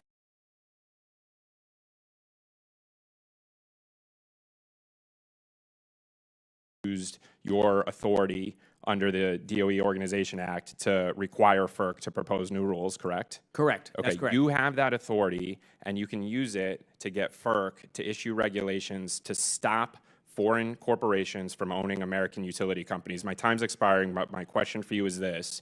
Will you commit to look into this issue and using your authority to get foreign corporations to stop owning American utility companies? I will look into that issue. Okay, thank you. Gentleman yields back. I thank the witness for your very, very valuable testimony and the members of this committee for their questions. The record will remain open for 10 days for additional comments, and written questions from the members will be entertained. This hearing is now adjourned. Thank you. Thank you.